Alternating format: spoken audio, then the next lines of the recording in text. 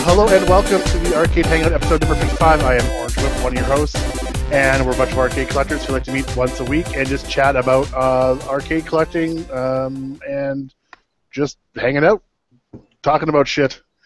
And we're going to do something a little different tonight. Not everybody is here yet, as well as the person who gave us the questions tonight, which is Carrie, said she was going to come on a little bit late. So we're going to hold off on the question tonight and just kind of do an open floor and just do some chatting to begin with, and then hopefully we'll get into the question, which is not really a question tonight.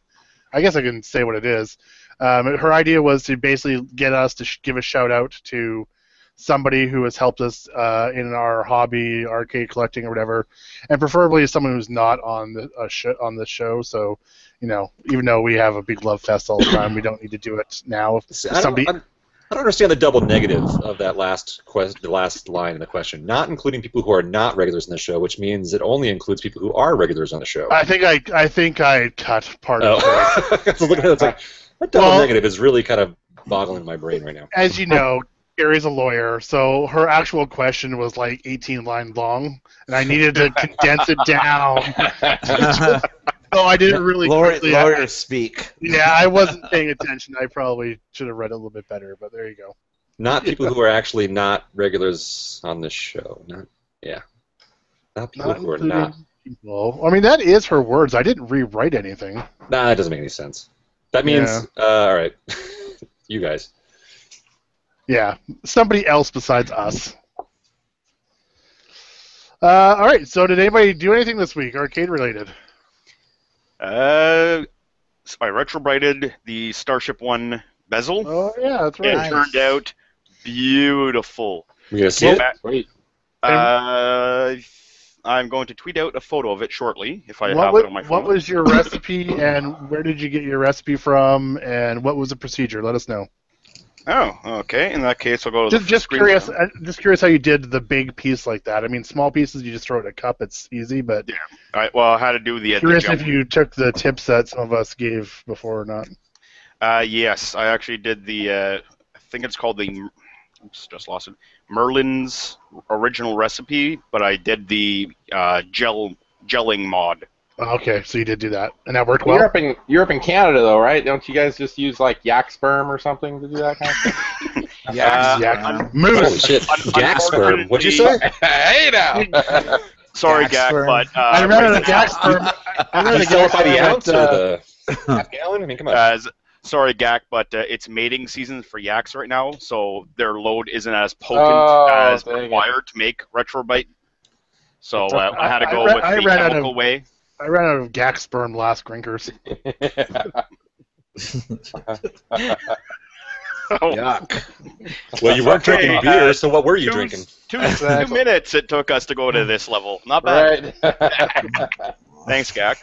And I just hit it with put it in a white Rubbermaid mixing bowl, threw everything in by the recipe, by the numbers, made way too much of it because I didn't realize how much it gelled up as soon as you put the Zaxxum gum in, and just 500 mils of peroxide turns into like 2 giant freaking cups like this of retro gel. So you use this one, the retrobright.com, Retrobright Project?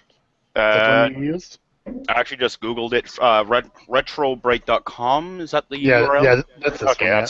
that's the one I used. Yeah. Not so right. people don't know what we're talking about.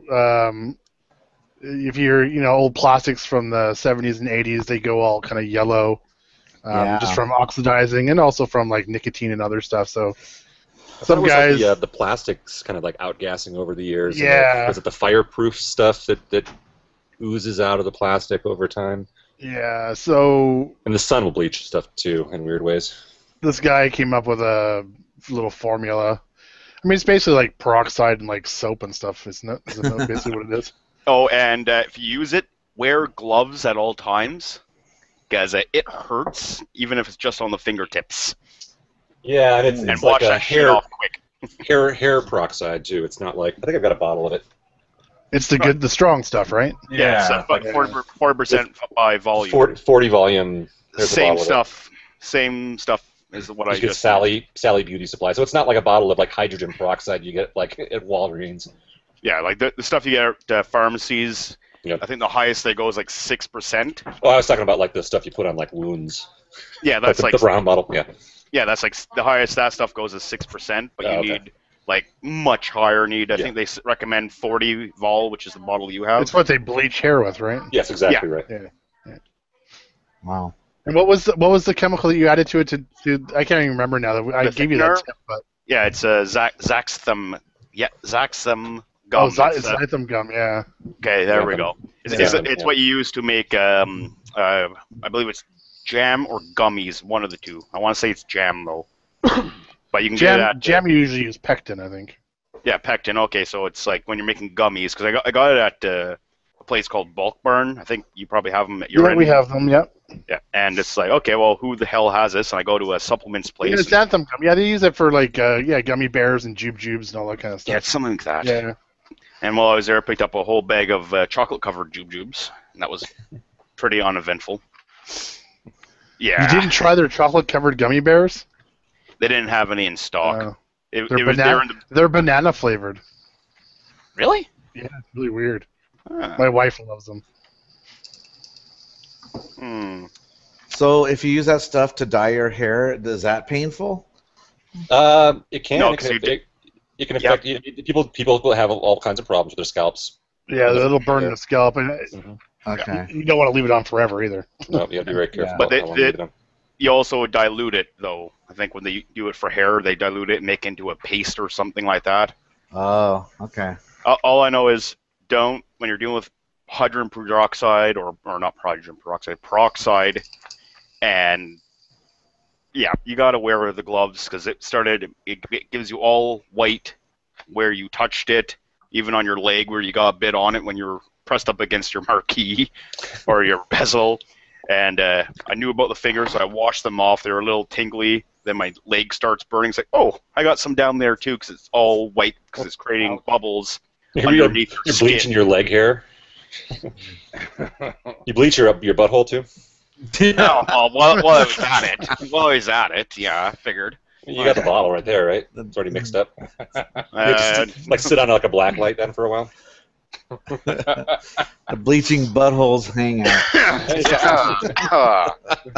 This is what happens when Carrie's That's not real here. shit. People do that, Don't judge them. Oh my god. We're not here to judge. Yeah. For a more photogenic sphincter. Oh jeez. So then did you just painted it on? Camera. Yeah, I just actually took a piece of cardboard that was lying around the garage. Put a glove on the second coat, but scoops them up with the cardboard and just massaged it around in the nooks and Smeared it on. crannies. Just schmucked it on. Smeared it. Did like a bagel. Smearing Just it. all around the hole, just like a bagel. And how long did you just leave it on for? And the butthole. Probably left it out there for about 2.5, 3 hours. The first. Did you put it outside to help get the UV on it? Yep, I left it at the edge of the garage just because I was working in there and the driveway had cars and shit in. It was making shadows.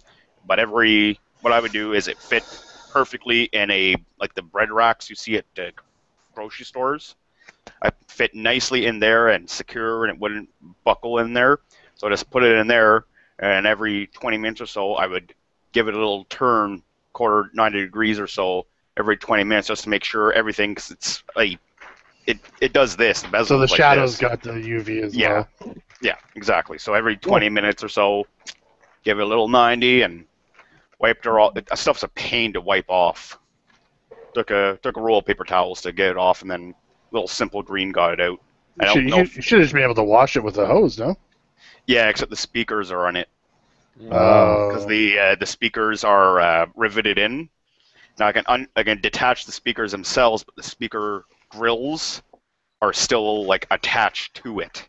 So if I were to take even the speakers out, the crap would get into the grills, which it partially did anyway, and it's becoming a huge pain to take them out.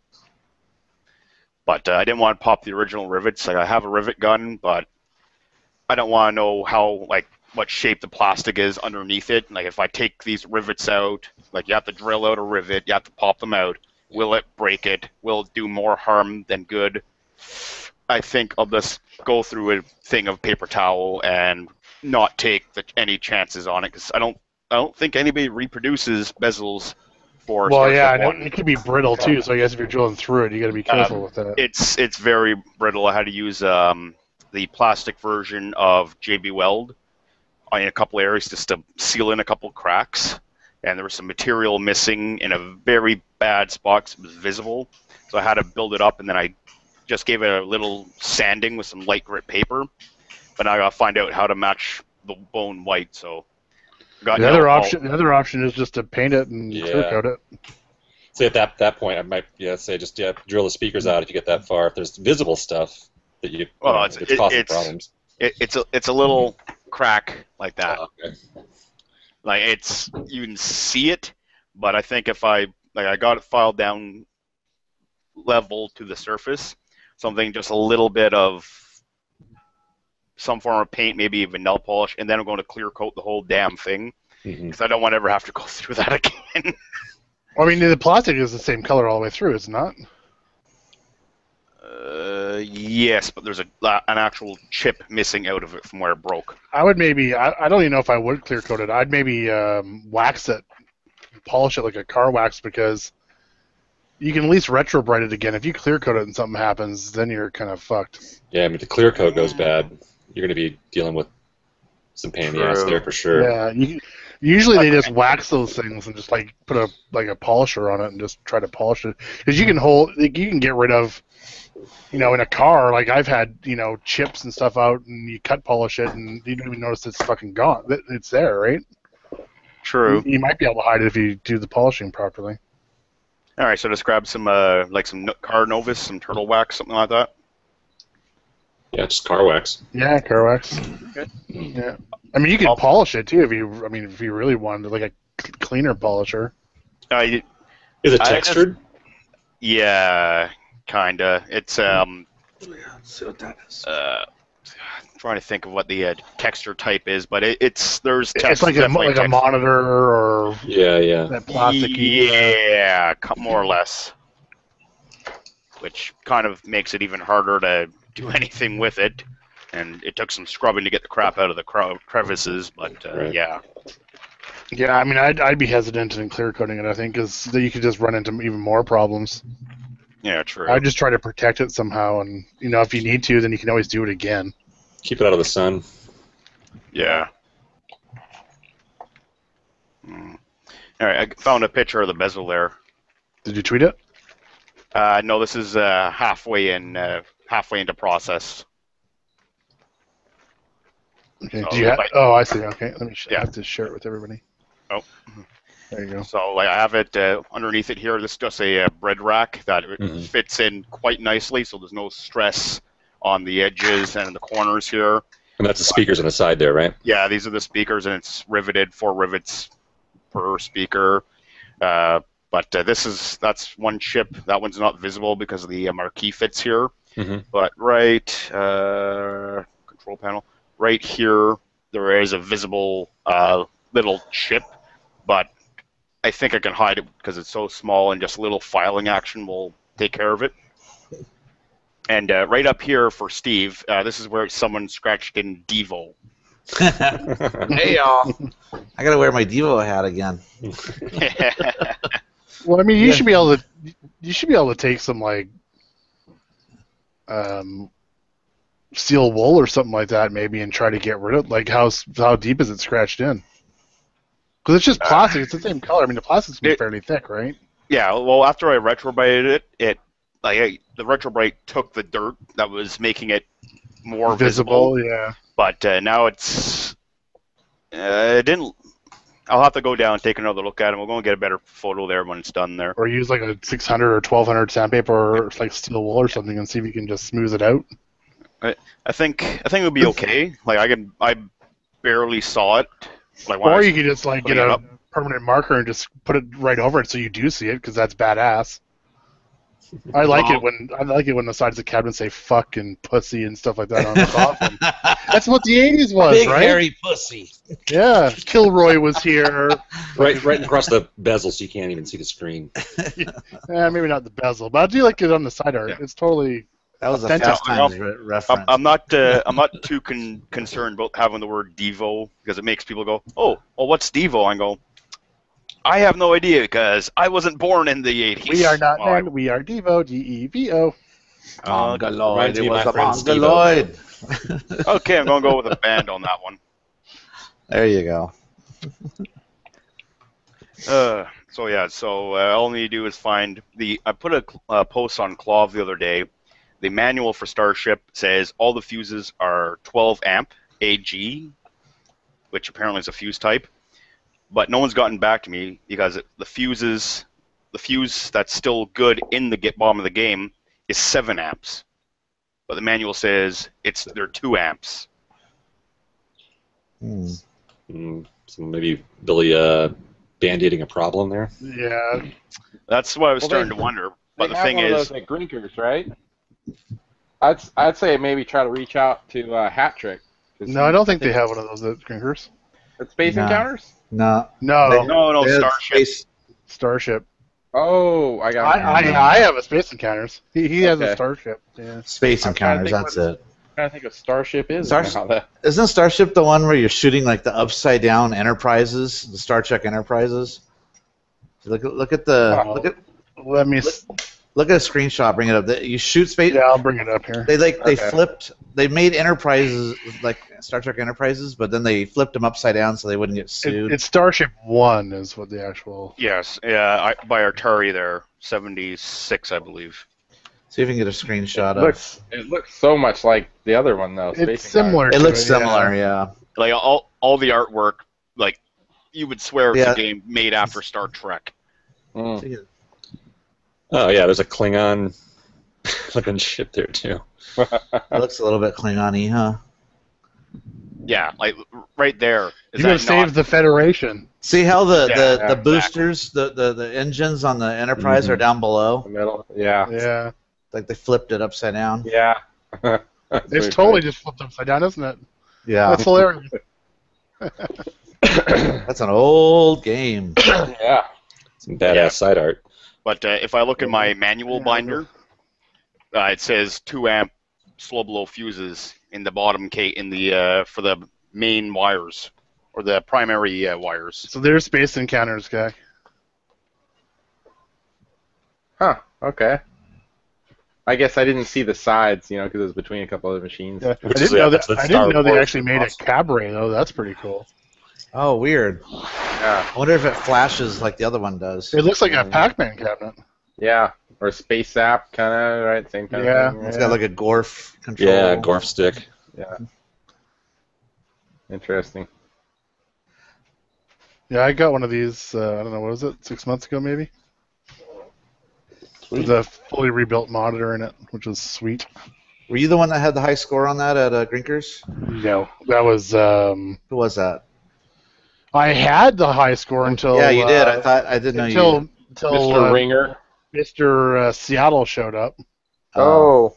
What, Black McAllister? Blind Yes. Dog. Oh, Blind Dog. No, McAllister. McAllister. McAllister's from Oh, McAllister. that was the. We were fighting for like between 4,000 and 8,000 points, and McAllister walks up, gets 23,000, and fucking walks away from it the rest of the weekend. Was that McAllister the? lives in Seattle? I thought he lived like over by Fun Spot. No, He he's lives in Seattle. northwest. Was Huh. that Grinkers 2 or 3? That was Grinkers. That was your first one. My first Yeah, that one. was 2. Yeah. Yeah, the second year.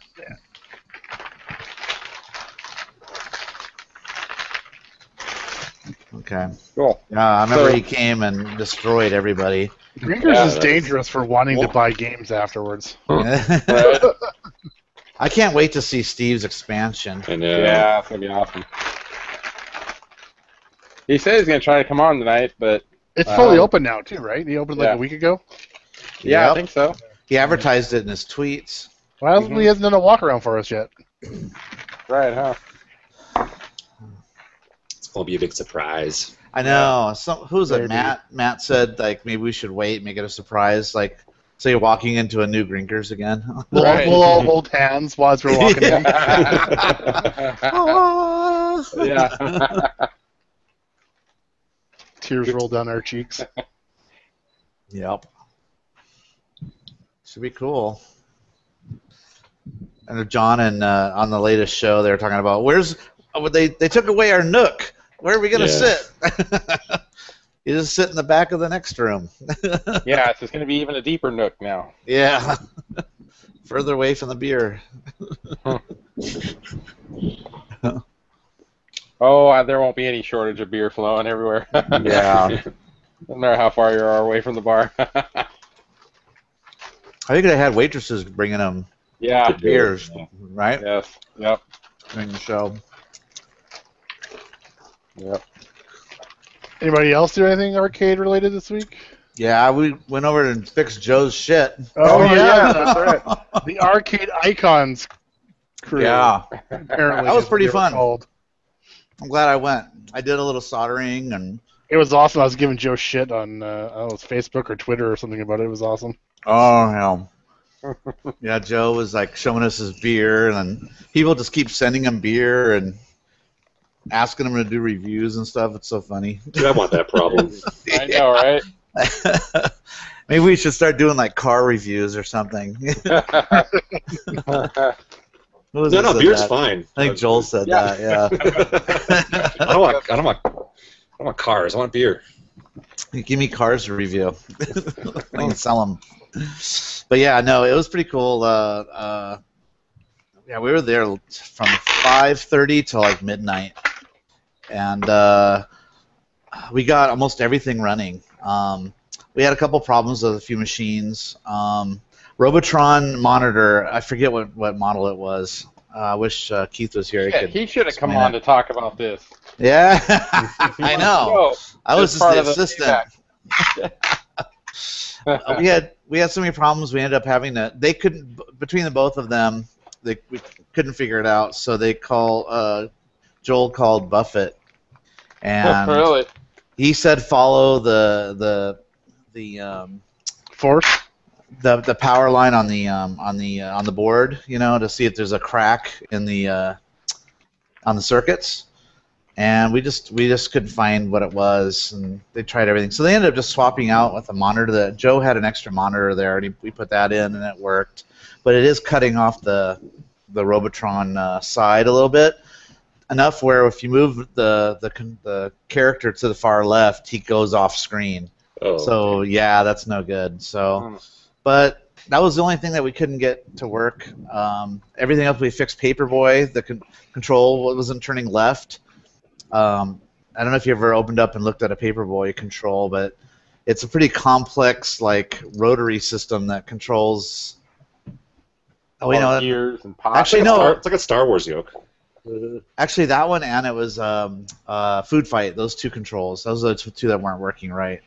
So let me go back to Food Fight. Was they needed to super glue some stuff to get that to fix that. Paperboy, it was a broken pot. You know, the pot that it rotates. Just swap that. And Joe's pissed because he just replaced that 6 months ago. Oh, shit. So it just, I guess parts are made shitty. I don't know. But what else? His NBA Jam, we couldn't figure it. It's something on the board's wrong where it's running way too high, and it's just shutting off. So something's wrong on the board, so he has to send that out. So we stuck a different board instead. I think it's running like Tetris or something. It's this huge machine. Playing Tetris. Let's see. What else did we fix? Trying to think what else was there. Griffin was just asking. Can't remember. Slack if we have room, so he's coming on now. Looks like Buffett's on here too. Oh, now. cool. Griffin can talk more about it. So did Mock? Did you learn anything? Did you get to work on it? Did they make you do anything? I did. Have you done a cap kit yet, Mock? I did a few caps. Oh snap! The challenge is on. I watched Griffin for a while, and I was his assistant giving him the caps that needed to be done. And later on, he got up, and I soldered a few things too, just to get. I didn't want to ruin his boards, but I still got in there and it wasn't too hard. I like we had a solder sucker, so I got to see that in action. Sucker. That thing was awesome. Just zoom. We swap out all those caps in just 25 minutes or something. It's pretty cool. So it was a good time. I'm glad I went. So learned some things, and we got to have pizza and all the beer I could drink, and who's gonna say no to that? So, you say Griffin's coming on here? Yeah, he just okay. He just messaged on our Slack. Yeah. And Buffett's on here now too. You said he helped you guys walk you through a couple things. Yeah, maybe Buffett can talk about the monitor it was. I can't remember the model. What model it was? Buffett's muted. Buffett, why don't you grow an ass? Yeah. Buffett, you're muted. And we got Jimbo here too, but he's muted also. Yeah. Yeah, I think there's a couple people that said they couldn't come on right away.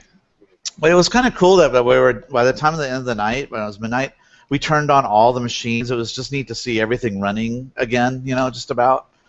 We had just, I think, one machine down out of all. So how many that, were down to begin with? Were like 7? Half his machines? Yeah, almost. Yeah. Oh, shit. There was an issue with some would turn on, but they didn't control right, Like the Paperboy, the plastic gyro thing in there was cracked, so it wasn't holding on to the thing that slides it around. Food Fight. That's it. It was Food Fight. So just some super glue fixed it, and boom, it's good to go. Oh, there's Joel. Well, there's the empty red chair. I see the red chair, but no Joel. But yeah. It's just cool to hang out with like-minded people for an evening kind of thing. Yeah, it was a lot of fun. I wish I had. That's the thing I don't have here. I can go down to Seattle and go hang out with people down there, but I can't do it at home. It sucks. I hear noises. Hello. Where are you? I'm hiding. Can you find me? I'll put your pants back on and get over here. I know. I don't, live. Where's Griffin? I don't have. I actually do have just my shorts on. So I was just giving him a rundown of some stuff that happened at Joe's, but I couldn't remember the name of the monitor that you guys couldn't fix. Yeah, it's a G07. Yeah. Okay. Which, it was like just being so stubborn. We, took it for anything you could think of. Yeah, I think Joe's going to send it to you, Buffett. He DM'd me about it. I haven't heard back from him yet, but I PM'd him and said, yeah, send it on in. Here's the packing instructions. So it was so funny. We were standing there, and I said, shall I call Buffett? And Joe looked at me, and he's like, you have Buffett's number just on your phone? Yeah. You should start watching this fucking show. So Buffett just picks up the phone when you call? I'm like, yep. I think so. Yeah. Like a normal person? I tried to get him to call me before, but they just don't call. So I don't know. Speed dial. I think he's just starstruck, Buffett. I think he just wouldn't know what to say if he got to talk to you in real life. I'm not that hard to talk to, so I don't know. Mind you, you're on the show all the time. He just figures he getting caught in a loop. What you want? What you gonna do? And they just keep going back and forth with that. Just go forever. Yeah. Who knows? Oh well. Hey Joel, was there another game there? What was it? Was there something there that we couldn't fix that stayed not working right? Was it the NBA Jam? Yeah, the NBA Jam board was dropping volts across the board. So yeah. at the connector, it was just over 5 volts, and I put a new switcher in, and we were trying to get the right volts across the board. But I just went halfway down the board, and I was metering it off, not even halfway across the board, and it was dropping to 4.7 from 5 at the connector. So something was leaking volts, getting hot, and resetting, I think. Yeah, because it was running way too high. Yeah, so we put Tetris in it, and now it's a giant 25-inch. So funny, yeah. 4-player Tetris. Tetris machine. But everything worked when we walked out of there. Everything was that was playable. cool. I thought that was really neat by the time we left. all the machines are on, and Joe was happy. Yeah, it was a good night. I really enjoyed it. Actually, we should definitely We should do that again. do repair parties more. It's a fun time. Yeah. And it was like, if someone didn't have a certain tool, it's like, then Joel will be like, oh, I have that. I got one of those. I got a pot. Yeah, we got the Paperboy working. That was good too, huh? Nice. Yeah. That's amazing because Joe just put a new pot in, and that was what it was. It was a crappy part. Well, he said just put it in, but then it was like 6 years ago. Was that? He made it sound like it was like 6 months ago. Dude, if that guy was playing like PC games or online games, he would totally be called an exploiter, because I've watched him, and this isn't sour grapes just because he's way better than me at Paperboy, but he is. Whenever he does the jumps on the training course and the gates are moving backwards and forwards on about the 4th or 5th day, even if he's flying straight at the gate, he slams the controllers to the left. And if you do that, you go straight through the gate. So I'm watching him play, and he's like, I don't know, I only put this pod in 6 years ago. Slam! Why is it broken? Wow. But, I know, I was watching his kids play Food Fight, and they're super rough with the joystick. And they're slamming it. I'm like, oh, okay, now I know why that thing's broken.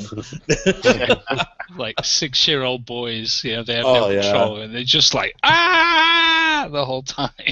So funny. Did you see that when Joe or Keith had his beer on top of, I think it was Punch Out or something, and then one of the boys was playing with an inflatable ball, and he kicks it, and it like misses the beer by like 4 inches, and Joe goes, right. oh, you're so lucky right now. Yeah. He was probably more worried about the beer. Yeah. You know how rare that beer is? You almost spilled on that $2,000 team. Right? Yeah. Got his refrigerator so full of beers, I couldn't believe it. It was like heaven. Yeah, that was a crazy collection. I know. You just open the door, and the light turns on, and it's the light from God.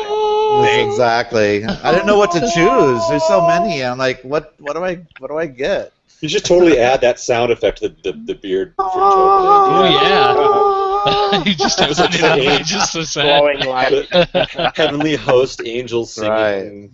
Right. That'd be awesome. There was another refrigerator next to it. I wonder if there was beers in that one too. Probably. And then he had the kegerator. That was filled with beers.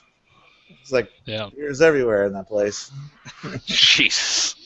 Now you know why he doesn't repair any of his games. Is that what was around right there? Yeah, I think it looked like that. Well, there's 2 pots in it, right? Because there's the one for left and right, and one for up and Yeah, forward and it was back. the left and right one, yeah. Because he did this one a year ago, but I think it was this piece here that had gone. Oh yeah, that's the left and right pot right there. Yeah. Also with Joe's outrun, I could feel it in his control that he has a cracked steering cog like I did. So I gotta 3D print him another cog like I did with mine. So You might have to 3D print me one as well, because my steering's gone. You should start 3D printing them and selling them. I know. I was thinking about that. Yeah. Yeah, there's a need. I should adjust it a little bit because it needs slight sanding. I mean, like 2 minutes worth of sanding, if that. But if I make some adjustments to the model, I won't need any sand. Because I guess when you 3D print, I guess it expands a little bit. So it threw off my measurements, but. Like the material, once it goes down and cools out, it expands a bit. It expands just a teeny bit, yeah. So it's not as accurate as it should be. I mean, the sanding was just barely, just took like a minute or so. But it fit great. I mean, plays awesome now. No, it's great. I'm using better the than. 3D. Oh, So go I'm ahead. using the 3D printed the 14 tooth gear in my Star Wars yoke that I got from Randy. How'd you get the model for it, or did you build it? He did it. Oh, he did it. Oh, okay. Yeah. Yeah, it was cool. It's neat to do that, and I mean, if we went to go buy that part, new old stock, it's like over $100. Yeah, or a RAM control one. Yeah. You know, I think I have one of those floating around somewhere too. It's pretty sweet. You can just 3D print it, you know. So. Yeah. Sure, and if it doesn't last, 30 years, that's okay. Let's say it lasts 5. No big deal. You can just print out another one. Yeah. I mean, the material's pretty darn tough once it's done. I mean, it's as tough as what was in there. Right. That the shit nylon. that was in there. Yeah, that nylon Yeah. thing. Yeah. So. Based on the amount of time I play my games, it'd last about 3 millennia. It'd just be biodegrading with the only actual thing that would take it out. They look pretty. Yeah. Yeah, they keep improving the 3D printers too. The one I got at work, I convinced the owners to buy it about 6 years ago, and that thing was like 30 grand. Like with all the stuff. Yeah, it's badass. What's but the now it's old volume? technology. What's the volume size? It's 8-inch by 8-inch plate, and then it can go 10 inches tall. Okay. And so we're actually looking to That's get pretty good. the resolution though is kind of low res compared to new ones. It's like 0.25 millimeters or 10 thousandths of an inch per layer. And so now the new ones we're planning on getting a new one. It's got like 10 times that resolution. So I mean that's like less than the thickness of a hair. About 4 thousandths of an inch or 0.1 millimeters. It's amazing. Yeah. And what's the new one going to cost? Like $5,000, $3,000, something like that. Yeah, like way cheaper. And what's the print size for that? It's actually the same, I believe. Yeah, and the material is open source now too. The actual ABS and they have all these different blends now. You can get stuff with metal in it, and you can get like clear stuff now. Yeah, translucent, glow in the dark stuff. Nice. Whereas rubber. The cartridges we get, they're freaking expensive. They're like, I don't know, $250 or $300 for a cartridge, and if you get open source stuff, it's like $20 for the same stuff. Right. It's because it's proprietary, It's that whole like kind of what is it? Who's the printer? It's Monsanto plastic. Like the printer companies, like the laser printers, it's like they make all their money off the ink. HP and exactly, yeah. All those guys, yeah. Well, the printer they don't make money on; it's all the ink. Keith has an Ultramaker 3, I think it is. Uh-huh. And that's pretty awesome. I mean, yeah. And already he's already looking into getting a different one that has bigger volume. So yeah. Because he wants to build Batman helmets. Yeah, seriously, like Star Wars shit, real, BB-8s and shit like that. So so you don't have to build, so you don't have to do it in so many little parts. You can build, you don't have to slice it up so much. Yeah. So I hope 3D printing puts China out of business. Yeah, right. Cool. That would be cool. Yeah, they have this one 3D printer. I can't remember the name of it, but the entire printer almost is 3D parts. So if something starts to wear down, you can 3D print the part for it. Yeah. It can replicate itself. Yeah, self-replicating. That's awesome. So I think it's called the Skynet printer. Yeah, exactly. 3D 1000.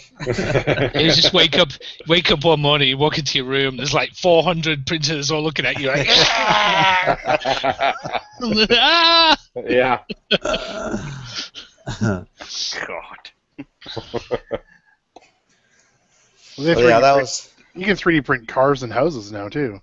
Yeah. Yeah. How about guns? Yeah. Gun parts. That's controversy right now. That was like one of the first big controversies. Yeah. 3D print a gun. Anybody can have a gun now if you have a 3D printer. There's the 3D printed car. It might explode the first time you pull the trigger, but yeah, guns, blow up your fingers. Those guns are so hard to get otherwise, yeah. So would that car melt while you're driving it? Right.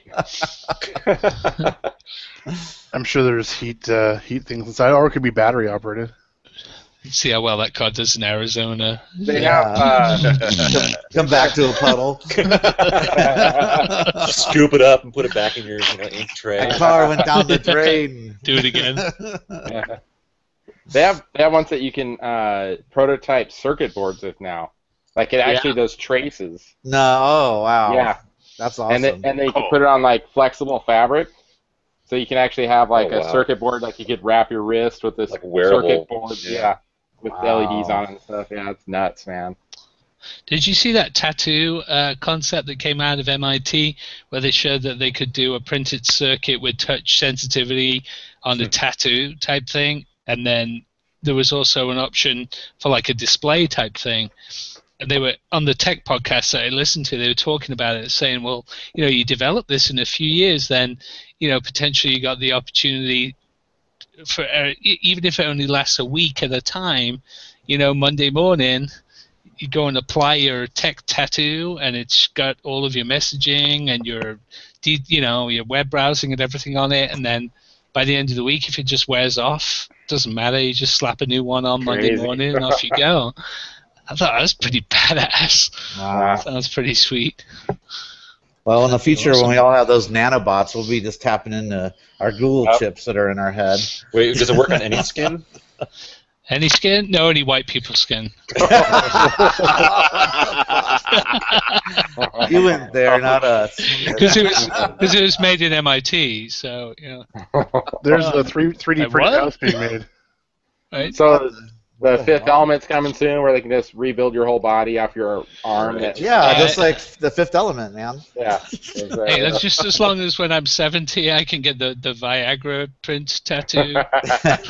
That's all that matters. Not actually any bigger, just looks bigger. Yeah. Well, it also like vibrates for your pleasure, so it's a little. There's an app for that. See where the show goes and Terry's not here. Straight to hell, yeah. Vibrating tattoos. Well, that's actually what I meant by the skin, and can you apply it anywhere on your body? Oh yeah. It wasn't so much about that. Absolutely. Yeah. Augment me, baby. The heck? That's a 3D tattoo machine. A 3D. What the hell's going on? It's tattooing, but it's using like a Prosthetic arm. 3D yeah. printer. Yeah. I read about that, and they were saying that, because, you think about it, you could upload the most intricate image you could think of, right? And then the As long as you the can stay machine still. could be like a printer, Be pretty cray-cray. Wow. Wow, these big silences, what's going on? Where's You floored us, man. where's Jim Bodini with all of the sound effects? He said I he's gotta gonna go. come on late tonight. I gotta go pee, but I guess you don't want that sound effect, so I'm just gonna leave my mic. And we already have that one. Yeah. No. I gotta refill my drinky poo. I'll be back. Ooh, good point. Mine's low too. Hi. Is it time to pee? Pee break. How's it going, Time Runner? Doing good. Mr. Hanging Chewbacca hugger? That was I the know. shortest Wookiee I've ever seen. Yeah, that was. I mean, they do the best they can do. So, I mean, who knows? It could have been a woman in there. I have no idea. Chewbacca. That was in Florida, you said? No, I was in California. Disney. Oh, you went to the California one. Okay. Yeah. I thought you said you went to Disney World. Right.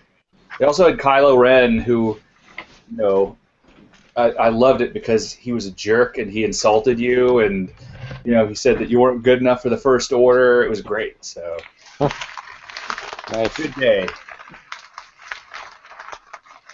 Oh. Thank you. I'll take one more of these hard ginger ales. Okay.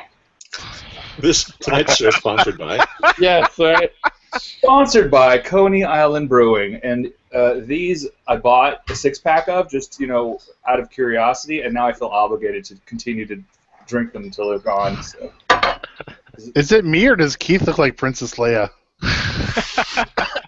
Oh, the headset. I was just fucking thinking that. So we need to paint them That's not brown. right. We need to paint them brown. With some cinnamon buns inside. That's why.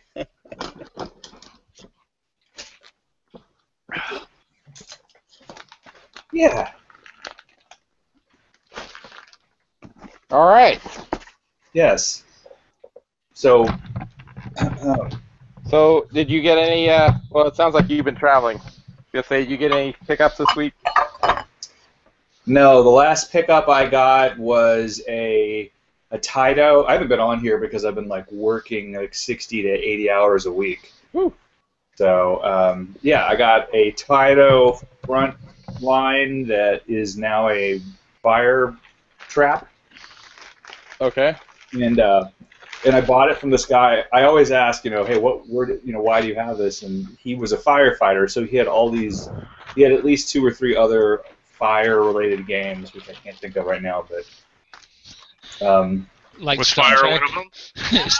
Star Trek with the GO8 in it. That's a fire-related game. right. The thing though, that the neck board on that, it was hanging loose when I got home, and I put it back in, but I could see the pin had broken off and was in the neck board. Oh no. But I mean, I could kind of shove it up there and it's working, but it's like that's probably got to get another tube at some point.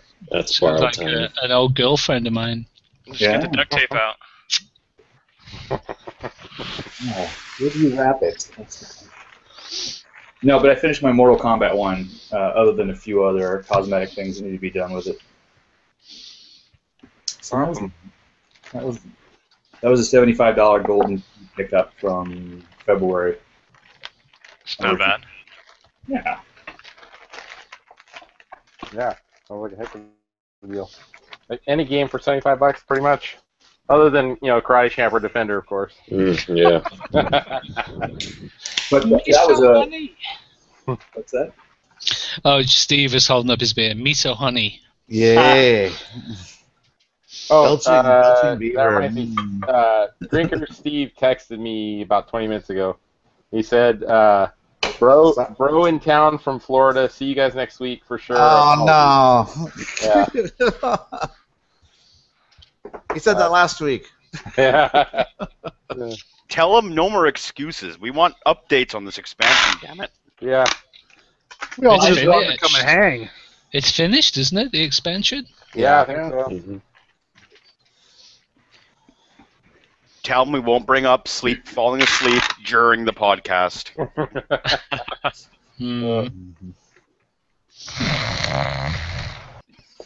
September. Well, that's a pretty good Ferris Bueller snoring Yeah, it impression was. there. Oh, Jim's back. Yay. There he is. Jimbo. Jimmy. What's your name? Well, my name is Jim, but most people call me Jim. There we go. What movie's that from? Blazing Saddles. Playing cells. Oh, that's with Gene Wilder. Oh, that's Little right. tribute. Little tribute. Yeah, yeah. So I'll have a moment of silence for him. Raise a beer to Gene. Yep. That's Well probably done, the that guy. cleanest clip from that movie. Thanks for making me laugh so many times in my childhood. So Right. I have a little Blazing Saddles story. I'd never seen it, and a buddy of mine, he was like, come over, we're going to watch it one night. I'm like, okay. So I go over to his house. This is years and years ago. So me and my wife go over there and see him and his wife. And Would you guys quit making noise? Griffin's trying to talk here. stuck in a wind tunnel then, thanks to Seabot. And his mocha cappuccino vapor, whatever that was. So we have dinner. We're all going to sit down, and his wife's mum and dad are there, who are the sweetest, most just lovable old couple. I mean, they still hold hands. They sit on the couch and they hold hands while they watch TV, and they're just the nicest people in the world. So we sit down and we start watching Blazing Saddles, right? So we're sitting there, and it's like, nigger, this, nigger, going on and on. We're sitting there watching it, and, we're smiling and laughing. It's like, yeah, we get it. It's kind of part of the tongue-in-cheek of it all. And then the dad, my buddy's wife's dad, leans over and he goes, well, the That's what we used to call them. Oh my God! Like when they're in that quicksand and they're like, "We're gonna die," and they barely get out. All of a sudden, well, boys, break time's over. I almost lost me a $400 cart. And it was still in that same most sort of innocent, nicest way in the world, you know. I was like, oh my God. It's the bean scene. Dinner around the campfire. Mark, even though we know you don't like Facebook, you're still paying us on Facebook, apparently. What was it?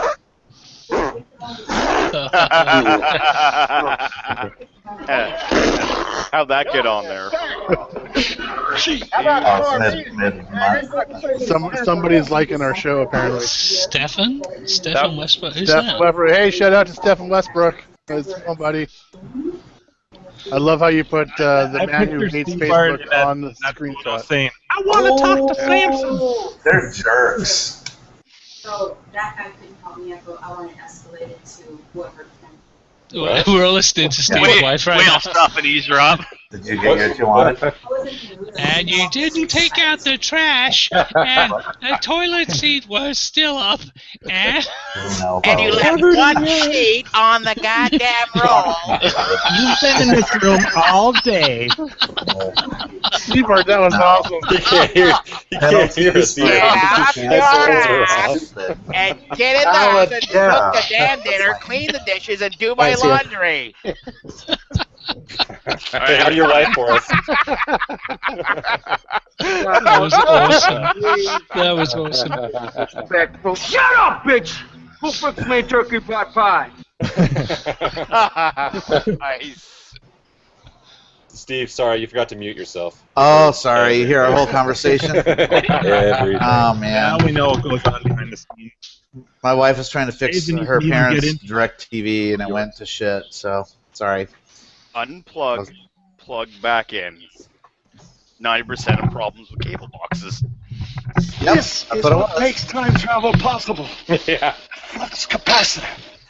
They canceled and got a $500 penalty. Isn't that nice? Oh. Yeah, so I was hearing some venting from the wifey. Venting, is that what they're calling it now? Yeah. That's the politically correct term. That's what I call it. Yeah. Alright, I gotta show off my new beer this week. Check this one out, guys. Can you see it? No. Oh. Hello, IT. Or plugging it in. Have you tried turning it off and on again? What's he doing with his right arm? It looks like he's scratching his balls. There's a really good montage Sierra. on. If you do Sierra. a search on YouTube for if you try turning it off and on again, there's like a whole montage of just him for all the clips from the show. It's like 2 minutes long. Yeah, it's really good. 90% of all problems involve unplugging and plugging it back in. It's true, including humans. Try and unplug now and again. When you come back Up online, your arse. you'll be feeling better. I don't think that would work for my uncle there, but that's only because the lymph node cancer might kill him if you unplug him. Ah, yes. Well, there's always one. You did say like 90% of the problems. Yeah. Right. Disclaimer, error of 10%. Come on. Wait, so what's this beer you wanted to show us? Oh. Alright. Can you guys see it? Yeah, look at that hand Santa crank. Cruz? Strike. I saw it, had to get it now. I've seen that beer. It's a local one, I think, isn't it? It's out of Santa Cruz, I believe. Got the Santa Cruz logo here. Yeah. How is it? I haven't had a sip yet. Oh. It's what 40-year-old men drink to numb the pain after going skateboarding for 15 minutes.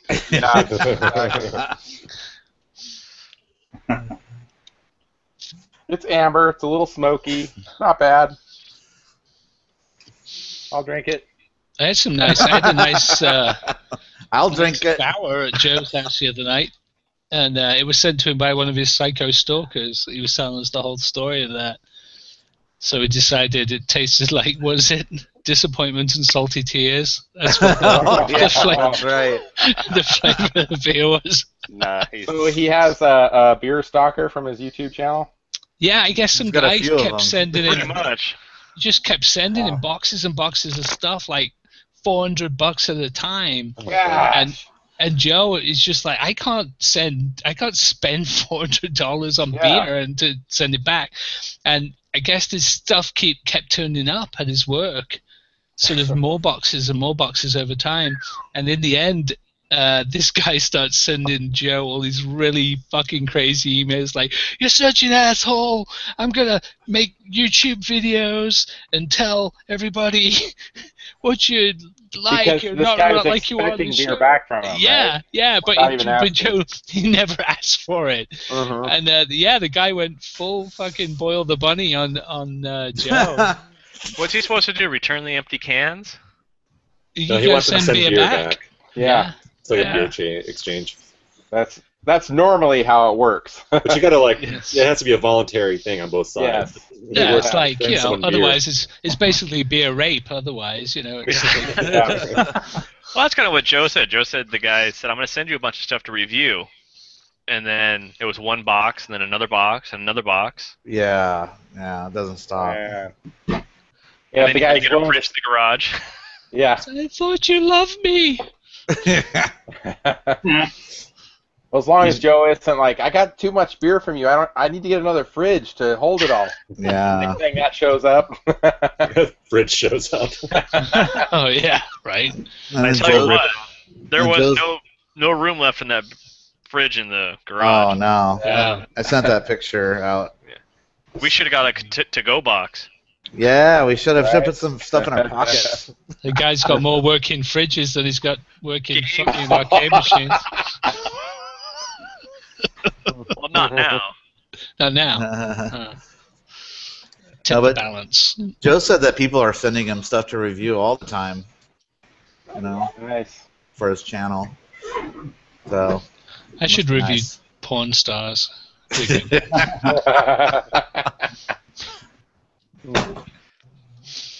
thought you were going to say 3D printers, but Please ask your doctor if your heart is healthy enough to review 3D printers. Or just, Stern pinball machines, whatever. Yeah. Send it your way. Seem to be doing that lately. Which, speaking of which, you got another one headed your way. I saw. Yeah, there's a gap here. You'll notice there's a gap behind me. And you had money burning a hole in your pocket. All right. Always. Always. Well, it's no good in your pocket. What's it gonna do? Money's like a dick, dude. You gotta get it out and wave it around. Wow. Nice money's like a dick. You must have met my wife. You gotta pull it out and use it, right? That's right. Yeah, it's no good nestled away down there. That's not what your wife says. No, she says, "Get that thing away from me." I actually keep mine tucked in the back pocket. So.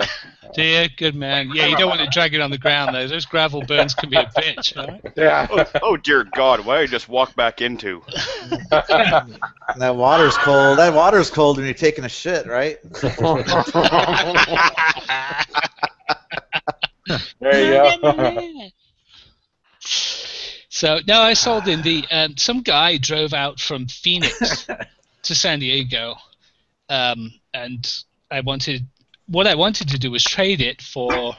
I had like 3 titles that I was looking to trade it for, and of course there wasn't anyone sort of with one, so I put a sort of fuck you price on it for cash, and this guy just drove out from Phoenix and just gave me $5,800 cash, and it was like, yeah, that's great. Put it in his car, drove all the way back to Phoenix again. So nice. It's like, great, okay. Did he look it over closely very much? I mean, or he went through it a fair bit, and he was actually a really cool sort of older guy, retired, been collecting since sort of early '90s, and he had a very specific goal. He wanted to do a full restore of an indie and bring it all the way up to collector quality, but he obviously needed one with good bones to start with. Yeah. So I was very straight with him on the phone. I was like, look, dude, I'm going to try and give you the best description I can. This isn't collector quality, but there's nothing fundamentally wrong with it either. So that's pretty good. So he's going to strip it down to bare wood and start from scratch? Well, yeah, no, not that extreme. But, these guys, they'll strip it all down, they'll buff everything, they'll replate everything and powder coat and all that stuff. Oh, that's hardcore. Yeah. But, that's what he wanted to do. And he came, he looked it all over, and he was like, it's great. He says it's super clean, it's really solid, and so it was exactly what he was looking for. So he wants to build it to mint quality just for himself, or to to resell? Just for himself. Okay. Yeah, he's wanted an Indy he told me he's wanted an Indy for about 6 years, but he hasn't found one that was what he wanted. Yeah, for what he wanted to do. So that was cool. I mean, it went to the right guy, I mean, he's gonna do the full job on it. So that's sweet. So I went ahead and placed my order for a Star Trek Vengeance premium with the same distributor that I was going to get the Ghostbusters from, because I had a credit with him for some credit card fees and stuff. So I called him up. He's like, "Yeah, I have one. I have one on the floor in a box." He said, "I have them in stock." Sweet. So I talked to him yesterday. We did the deal yesterday, and today he sent me tracking information. It already has left the dock at his place. So explain what the Vengeance is. I'm not familiar with that. It's the premium. It's the Star Trek premium. They call it the Vengeance edition. So it's got all of the LE features. It's just not an LE. Basically. It's got laser display. It's got freaking lasers. Starfield projector display. Keith will know because he has an actual, real, genuine, actual LE. I don't have one. You used to. I thought you have an LE. No, I had a Pro a while back. Oh, yeah. Oh, you okay. played it, I think. Didn't you? Yeah, I played it a little bit. Yeah, it was just a Pro. Yeah, I really liked I always thought it was such a beautiful playfield anyway, and the full RGB under the playfield is cool because they really use it well. Right. Has cool sound effects too, I think. Yeah, the sound is pitching on that. Yeah, they're really cool. Really well designed sound design on that. Yeah. Yeah. Don't want to talk about pinball too much because I know how upset Jim gets. Uh-oh. Look at that. We had to mute him already. We had to mute him. I think he's been raging. I've just been cursing up a storm. I'm getting ready to start pacing back and forth. Yeah, but we have to talk about pinball because Stern announced their newest one. Batman 66. Batman 66. Yep. You guys not seen it? No, I have not seen it or heard it. Bring it. They got so they have Adam West. They have Adam West to do all of the call-outs. Yeah. And it's going to actually have an interactive LCD on the playfield. And it's going to be their first machine with an LCD instead of a DMD. Yeah. But I'm wondering if the first LCD is going to be a DMD, like Medieval Madness remake. It is. They actually confirmed that somewhere else. It's not an LCD screen like a Jersey Jack. The DMD is going to be the LCD. Okay. Yeah. There'll be a premium, but there will be no Pro. Which means we're just going to charge $8,000 out the door. Hey, Brad. What are they going to charge for the Super LE? Can you zoom in on the white text down there? Look at that LE deposit. Did you see that? Yeah, only $2,000 deposit. Because if you read this white text, it sounds like notes from what was it? Some podcast or something I was listening to. It sounds like notes from a meeting they had. If you read this, it's like, look at 240 limited edition machines, dressed even more so than the normal limited edition game. Look second to bottom. 30 Super LE machines will be made. Purchased by invitation. Suck my dick, sir. Well, this is supposed to be for their 30-year anniversary, right? So meet and greet. Invitation only. What are you, Adam Ferrari West. dealers now? well, they'll probably allow the 30, like Todd Tuckies and all those guys to buy those special ones. People who have bought a shit ton of machines over the years. It's just douche-tastic. It's going to be over 10 grand. It's going to be done. Because their last Vault edition was Spider-Man, and that thing had a street price of like $7,600 for a game that was $3,900 to produce in the first place. I mean, it's surprised they don't have any pinball shots or anything because it's coming out in November this year. Yeah, they don't have anything to show. Well, that one and It's because they're holding it for maybe? Expo. MSRP on Ghostbusters LE was $87.95. Yeah. But that can't be their only pin this year. You think Aerosmith will hit before the end of the year? Yeah, it's Slayer. It's Aerosmith and Slayer. and Batman for Not Slayer. Expo. It's Slayer. That's why I told you it's going to be Guar. It's loud. Yeah. Actually, Guar would be fun. Yeah, it would. Iron Why Maiden. do have to I happen, picture though, Beavis really. and Butthead getting excited about that? You guys didn't see where they had Slayer at one of the Stern. Hey, did they ever do a Beavis and get Butthead pin? togethers? No. That'd be awesome. Slayer is the only band that I have had like ringing on top of ringing after I went to one of their concerts. Yeah. Nice. Oh, you mean ringing in your ears? Oh yeah. That's what I had at Guar. I went to a Guar concert, and my ears rang for 3 days, and I had to do a bunch of video editing, and I was like, I can't hear anything. I can't hear. It was brutal. I should have wore earplugs like an old man. I think when I saw Guar, that group Green Jello opened up for him. Oh yeah. Oh yeah. Little pig, let me in. Yes. my chinny chin. Yes. Their big hit. Yeah. Right. Do they have puppets? Yeah, so long ago. That's I'm a weird sure question. Yeah. Well, they bring out puppets during their concert. Yeah. I just remember lots of the front 20 feet or so people had like plastic bags and stuff because like they spray blood all over everybody. Yeah, and jizz and everything else. I know. It's pretty crazy. Monsters come out with big cocks and they jizz all over the audience. Yeah. Gallagher to the extreme. Yes, right. Yeah, it's pretty crazy. Gallagher with bodily fluids. Yeah. I remember they brought out Paris Hilton, and like it was like a giant full size person of like a caricature version of Paris Hilton. So that's hot! That's hot! That's hot! And this monster comes out with a big sword, whoosh, and cuts her like down the middle, and she splits open, all the guts fall out and shit. Like this concert is insane. Giant robots come out with babies controlling them with little joysticks, and oh my god, it's an experience, man. That's all I can say. Yeah. Crazy. The guy died though, so I don't know if they're doing Guar anymore. Yeah. Right? Didn't the lead singer die? I think so. Yeah. Someone. I recall reading that. That's too bad. To the Guar lead singer. Yes. Gene Wilder. The Guar guy. Who else died? Come on. Let's not. Candy is dandy, but liquor is quicker. Yeah, that's a good one. All right. When I was a kid, I never understood what that meant.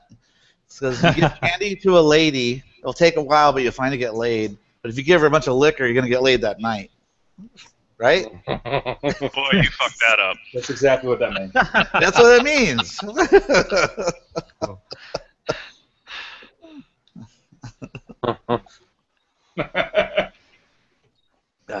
What are your pleasures? What you like to do? Oh, I don't know. Play chess. True. Well, let's play chess. I spent about an hour yesterday grabbing different sound bites. There's the guitarist, right, for Slayer. Wow. I don't know if I picture Stern being much of a Slayer fan. Gary's but, so rocker there. Yeah. No, So the deal hardcore. The deal is with that is Jody. Everybody knows Jody, right? Jackass Jody. Oh yeah. Um, if you've been banned from Facebook, you know yes, Jody. you know Jody. Is Keith talking through a telephone? Why? Nothing. He's talking from the 80s. But he used to be in the music industry, so he's got a friend that has a heavy metal booth at Comic-Con, and they always ride piggyback with them, and they have pins at con. They don't have their own booth, so that's why all those pics are always up.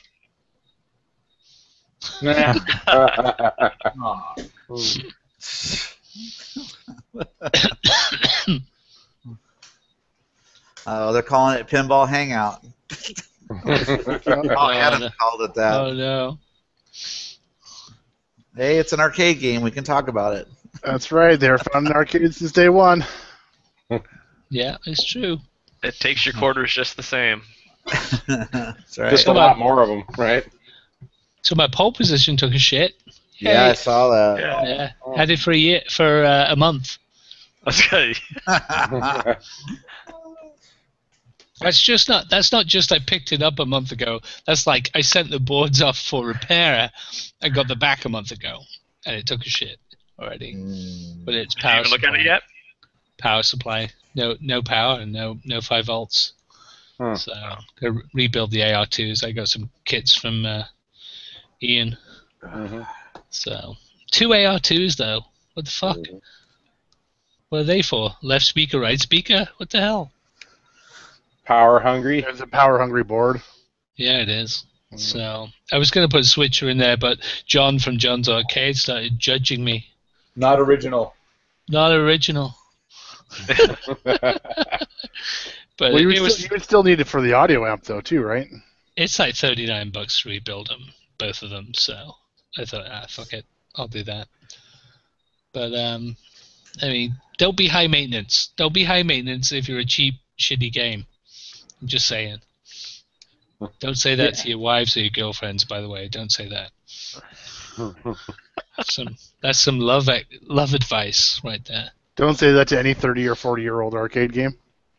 No, any female. 30 or 4-year-old, yeah. Don't be high maintenance, you cheap whore. Never say that. Yeah. Never. Shit, I was going to ask already. Trying to bring it back to arcade games. Trying to bring it back. Look, Jim. Look at Jim. He's on pin side right now, picking out some new Yeah, this is questions. like the quietest Jim's ever been on the show. Jim's getting drunk. Pinterest. Right. Pinterest. He's really sober, I think. He came on late. He's trying to catch up. Out of curiosity, Griffin, where did you send your board for repair? Ian. Oh, he did it. Okay. Yeah, Ian did it. He's been doing a lot of pole position boards lately. Well, he had the 2-for-1 deal, right? What's that? A blowjob and a pole position No, board? if you set him two dead pole position boards, he'd send you one back working. Huh. Yeah. That's not bad. Oh, Did you do that for Nintendo boards by chance? I just heard it was for pole positions. Because I got a few dead Nintendo boards, Donkey Kongs, that I want to get fixed. Well, you With need a to pole talk to our position. buddy Adam. Yeah, Is Adam, true, yeah. You just have to rape one to fix another one, right? Isn't that kind of what it comes down to most of the time? The pole Could be. positions. That's an easy way to do it. Yeah. It's all custom chips, right? So I mean, that's why our friend Adam has been having a rough time because he's having to reverse engineer all of those custom chips. Yeah. But he's close. So close. Just a few more Close. years. That boy is slow. Well, I'm never going positions- to his house for dinner. 'Cause you You're gonna starve? Is that what you're saying? yeah. He's got a calf in the backyard. Hey, just wait a year or so, we'll have that steak ready. That'd be good. Low and slow. Everyone just hang on. I'm off to Bolivia. I'll be back. When I'm back, I'm going to start the vegetables.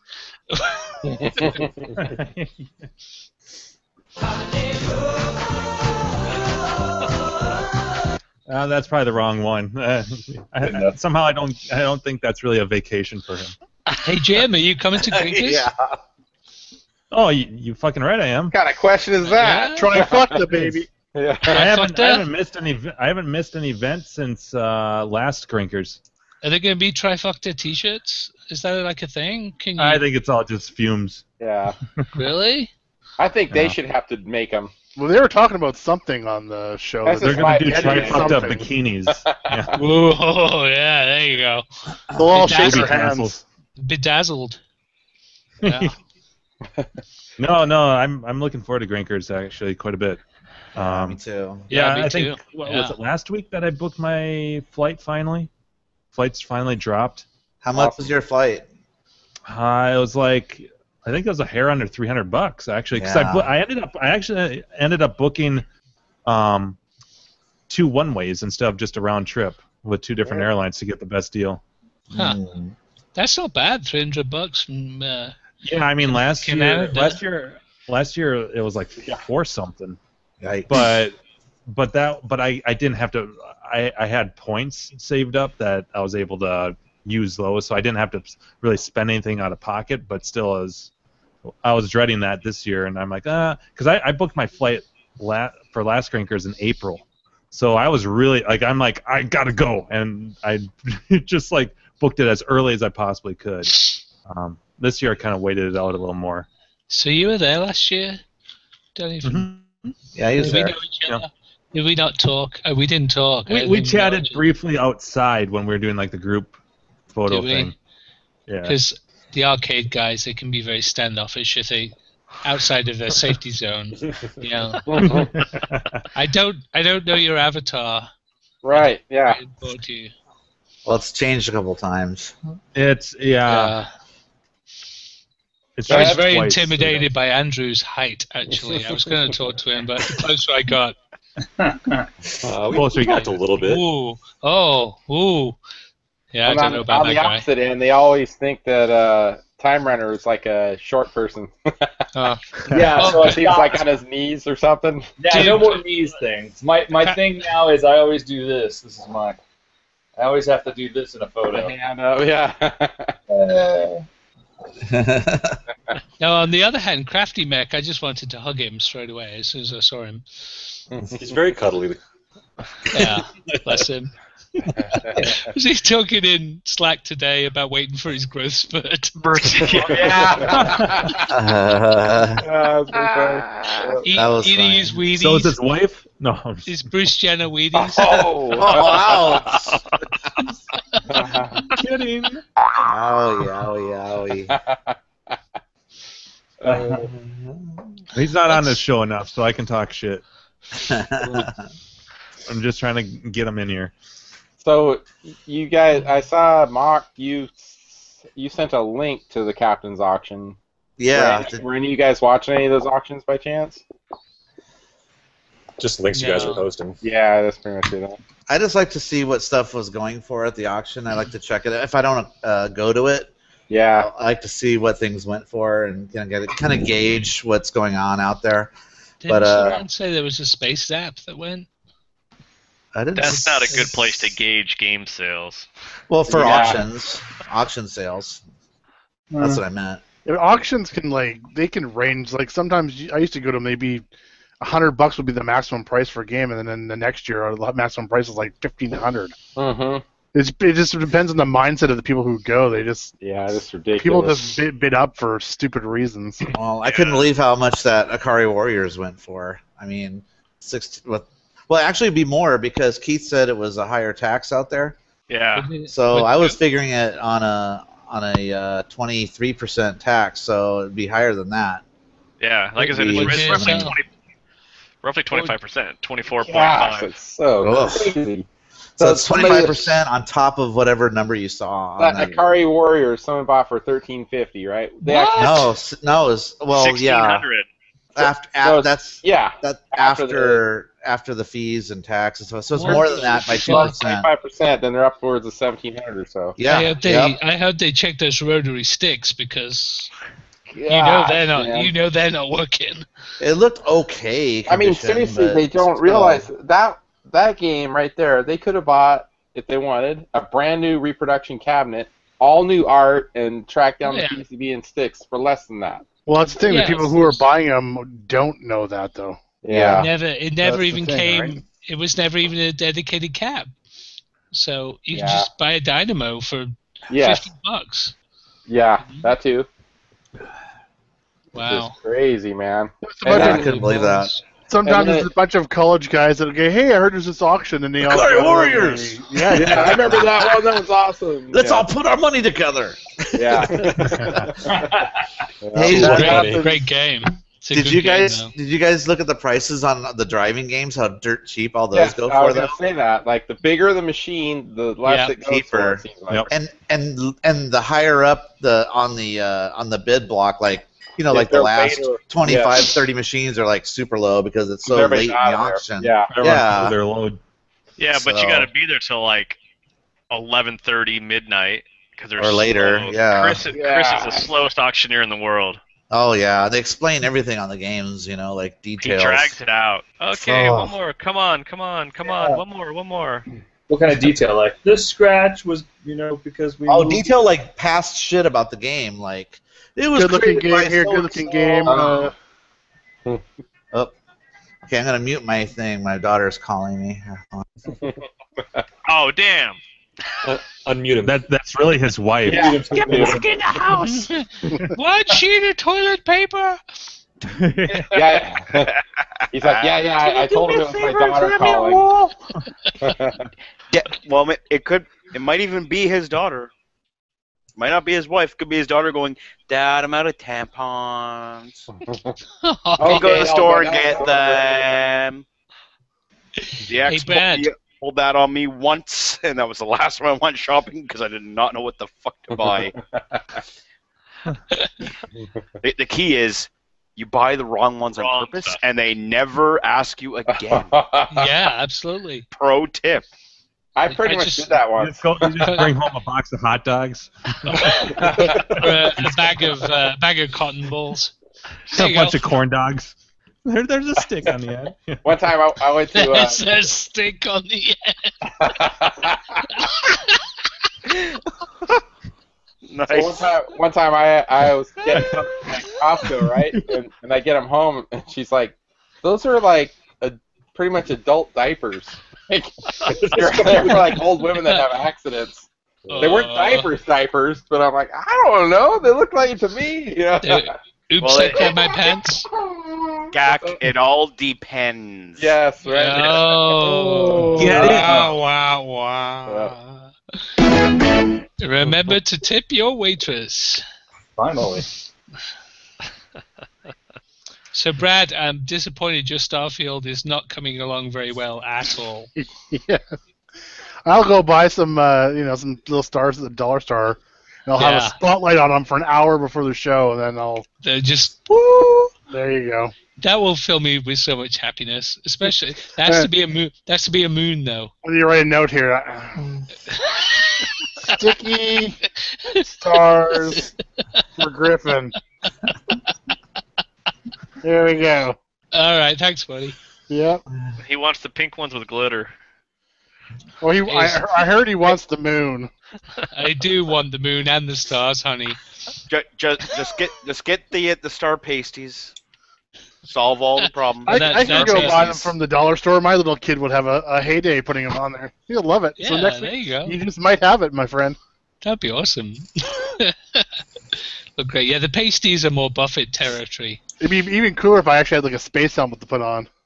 Oh, you I need to could work just, on like, that. float around When- like this. When Keith gets his larger 3D printer, he can print you a. Yeah. You know what, Keith? You know what you do? Print him one of the Lego space helmets with the cracked. Or I can just get a headset and hit from like him and pretend I'm Benny's. Princess Leia. Yeah.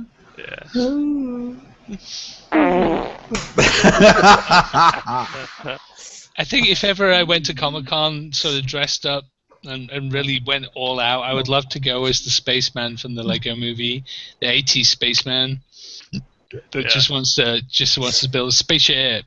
That's a real Lego toy too. From Yeah, way I back when I love was that. a kid. I love because he had the split. He had the split in the helmet at the bottom Yeah. because they always cracked there Yep. like that. He had the same exact decal from that, and Yeah. his spaceship at the end is the exact spaceship from the toy that line. movie, It's crazy.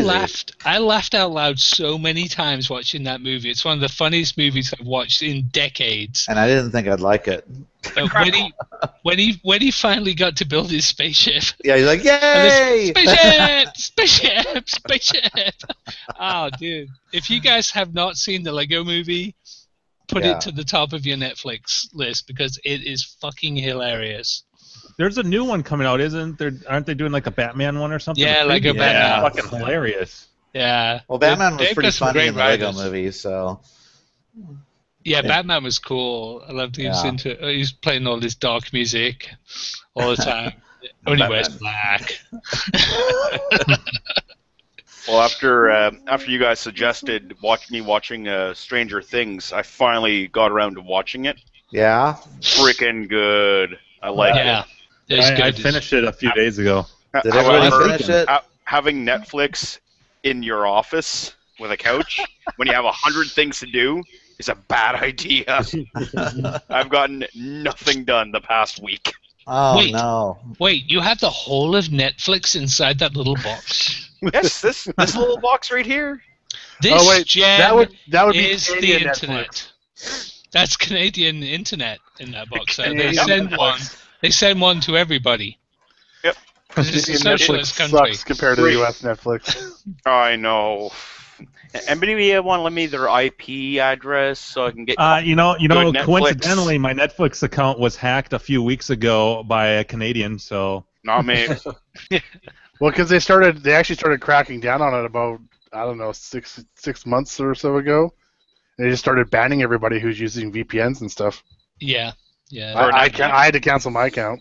They started blocking everybody. Weird. Yep. Wait, Jimbo isn't Canadian? No, not He's quite. from Minnesota. Oh, That's right. Okay. Hey, Brad, see how did you you get through that series? Did you finish it? I have not, no. Oh, bummer. It's hard with a little kid to get. Yeah, I know. I'd Sorry, can't talk about watch it it. still. I'd watch it late at night, but my wife works at 5 o'clock in the morning, and she wants to watch it with me. So. It's really good. It took me 2 or 3 episodes to get into it, but after that, it's like, okay, I know what's going on. I know this shit. This is awesome. I got into it the first episode. Same here. Yeah, we watched the first first. episode. We've watched the first one. That's all we've watched. And my folks got into it first episode, too. Hashtag I turned them soon. onto it. I've been. It started off well. I mean, it really set the tone that first, 10 minutes. Yeah. Well, And the kids are real likable. Except for, what's his name? The black kid. I don't. Yeah, I hated him through like the first 6 episodes Until the very And end. he comes around and, yeah. Yeah. You got to have one kid that I'm like, isn't man, on he's a board. real asshole. Yeah, he kind of was. You know? What about? Well, how about Winona Ryder kind of being all whiny a whole bunch of times? I mean, it's, Played the same note of acting throughout the entire thing. That was my beef with her. And I usually like her. But, I don't know. I didn't hate her. I don't know, like how is she supposed to act? She's I supposed to know. be this, like, I bad guess. shit, like, but it just seemed like it was the same. yeah. like the second I always time thought that's the just the way burned she her was, face. period. Right. Like, you know the scene where she goes into the store to buy another phone? It's, I thought she could have tried to keep it together a little bit, but instead she just still is the same exact, okay, you're going to ring me up. You're going to just do it. You're just going to pay me. Yeah. It's like... I know, right? Put together just for Well, once. she did go fucking crazy and was kind of shunned from Hollywood, so Yeah. she's probably not the best actress anymore. What did Andrew say? I'll give her all my socks.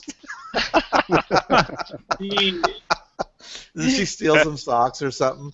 Something like that, yeah. Shoplifted. Yeah. I'll give her all my socks. I forgive her. Just don't eat me. Yeah.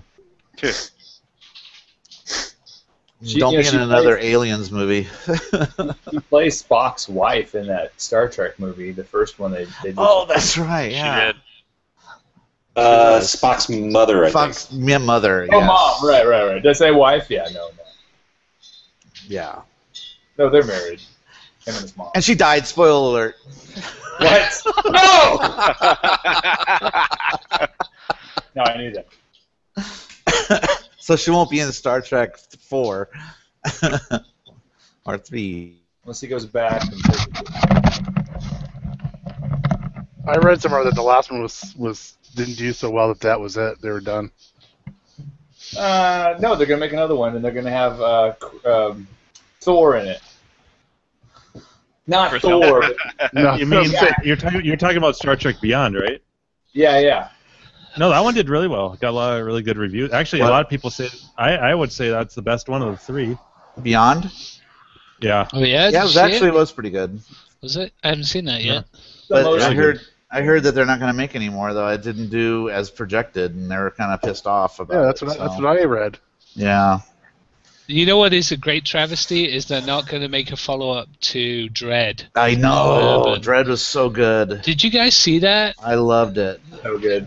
It's so good. It was really good. It was but, pretty badass. Like that happens, like Tron Legacy. Why aren't they making a sequel to that? Because Tomorrowland bombed. Dang it, you're John right. Carter. Well, John Carter and Tomorrowland killed it. And Yeah, I'm pretty disappointed about. Lone Ranger. They'll make a Tron 3 in about 15 years. Another 30 years. Yeah. Yeah. Yeah. When the cat prices go back up again. Everyone's collecting Flappy Bird. I am pretty sad about that though. About which Tron. I need to go back and watch Tron Legacy again because I kind of watched it in 2 halves and it was kind of broken up and I didn't really pay it good attention. I think I need to do it again. You didn't see it in theaters in 3D? No, I don't go was to the way to- theaters. That should have I been the way to children. see it. I don't leave the guess so. house.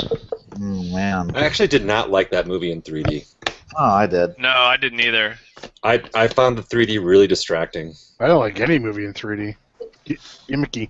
I guess I I'm don't like alone. the glasses. Well, Just if the I'm gonna watch glasses, something, dude. yeah, but if I watch found- something in 3D, I want it to be. I want shit flying in my face, and to me, So, like the Paul- only movies that are good are worth watching in 3D are like animated movies where they actually. Or no, like can do Friday all the that shit. 13th Part 3, like that kind of shit. Where it's so corny, it's awesome. Oh, they shoot like what's exactly. that? Where he shoots that like that spear gun into the girl's eyeball. Yeah. Yeah. I mean, I bought a new TV like I don't know 4 or 5 months ago, and there was hardly any 3D TVs at all for sale anymore. I know Yeah, that's they're like all it was a going away. fad. It's Costco used to have a ton of them. Now Because there's you know what? Because none. the 3D was a fad like in the 60s, and then 3D was a fad in the 80s, and 3D was a fad in the 2010s, and guess what? Yeah. It's still a fad. Yeah. Anything where you need to put on a thing to experience it, and VR is coming up against the same thing. You know, Yeah. People don't want to do it. They don't want to have to. You have 3 friends come over. Oh, I Yeah. only have 2 pairs of 3D glasses that are Sorry, dude. $600 each.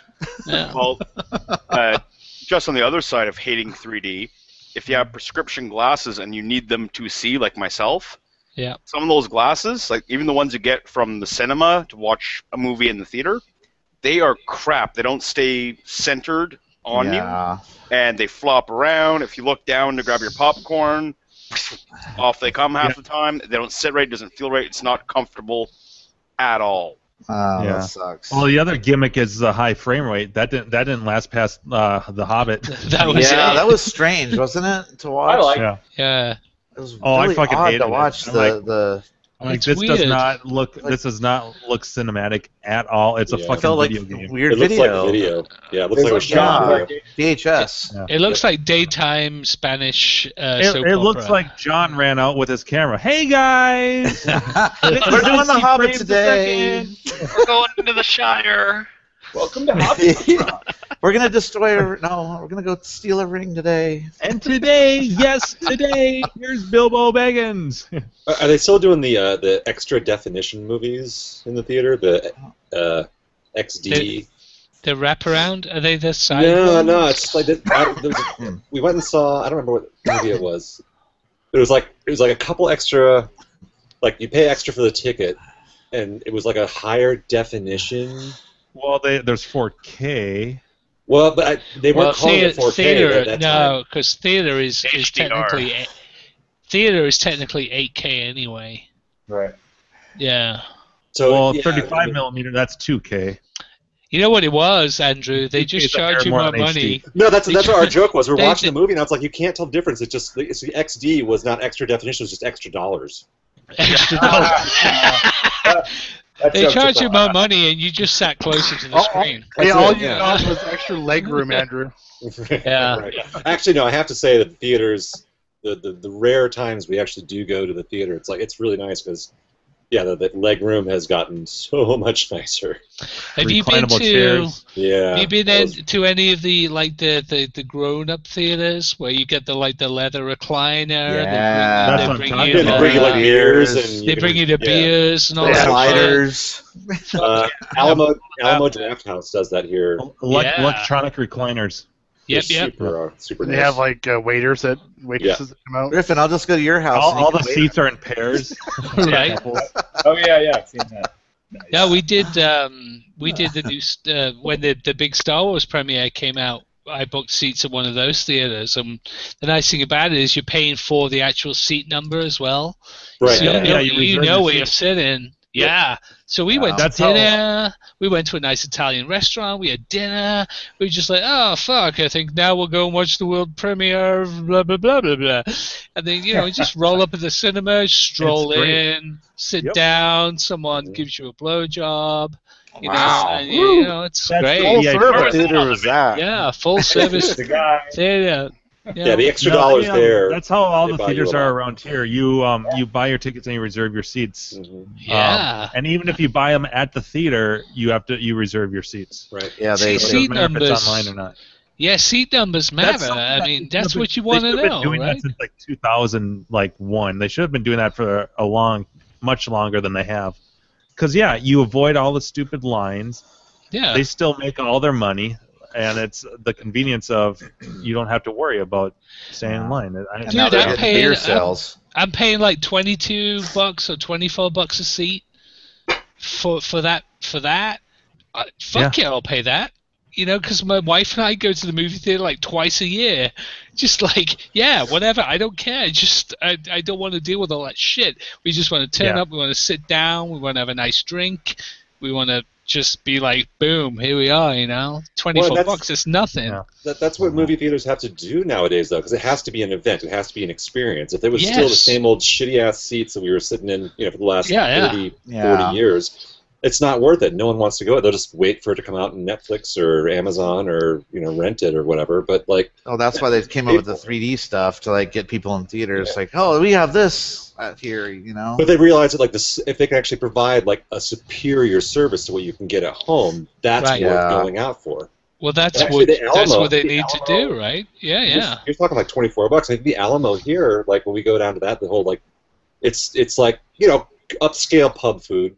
So you get burgers and pizzas and stuff like that.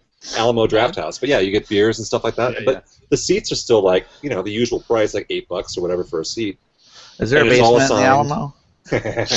Do they have flavor? There's no basement in the Alamo. Do they have flavor-infused butters for your popcorn?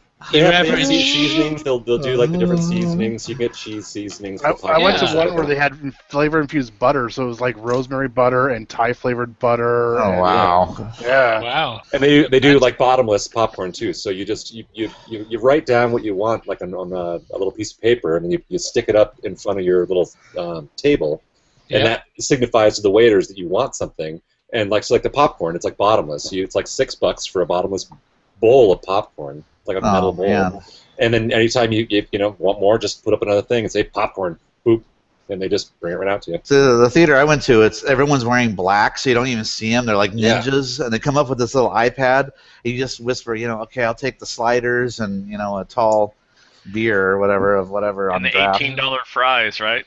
No, actually, Yeah. that's what's crazy. The It's prices not are not bad. insane. Yeah, No, it's not like too bad. The sliders were like 8 something, 9 something. Yeah, that was. No, but you were it was telling me like, you got charged like 18 Oh, bucks for fries. wait, no. What that was is that I ordered the cheese popcorn, which is not their normal popcorn, and it comes in this little cone.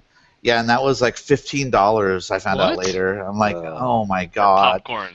Yeah, What it do was you mean like. not their normal popcorn? It's popcorn with cheese on. Well, no, it wasn't popped in their thing. It was like a Popcornopolis or whatever. Like a popcorn. prepackaged thing. Yeah, so they charged $15 for one of those. But it didn't. Oh. I didn't look at the prices, in the dark. I just went, oh, cheese corn, I'll take that. Right. And then I was like, $15. That's like gourmet popcorn, Yeah. those pounds and shit. But no, the sliders were like $8 or $9 though. No, it's like a and the beers are about that. Yeah. Those I want to say the places, beers like normally like $6 or $7. So it's like pop it's like right? regular pub. yeah, it's not bad. Yeah. Those places are the best for premiere nights because you can book well in advance, lock in your seat, and so this Christmas, if you're going to go and see Rogue One, you can just book your seat well ahead of time. It's all taken care of, and then you don't have to deal with any of that craziness. Right. And but you do need it with openings like that. A lot of these theaters, they'll start selling tickets months in advance, so you have to kind of be there. But yeah, once it's done, then you're just like, you can just relax. Yeah, it was You don't nice, have to get nice to the damn experience. theater hours in advance. Yeah. And here's the funny thing: that night when we went to see the new Star Wars movie, I got to my chair and the guy come up and goes, "Can I get you something?" I was like, "You know what? I'll have a coffee." I could have ordered anything I wanted, but usually in a movie theater, getting a coffee is not always really an option. So I was just like, no, I just want a coffee. I want to be nice and awake for the movie. And so that's all I ended up ordering. But it was just nice to be able to have the choice, and just enjoy the experience. Because if you're going to go to the opera or the theater or whatever you want to go and do as a sort of a more mature couple that wants to go out and have a night out together and enjoy the experience, right? I mean, that's what it comes down to when you get limited time to go out with your significant other.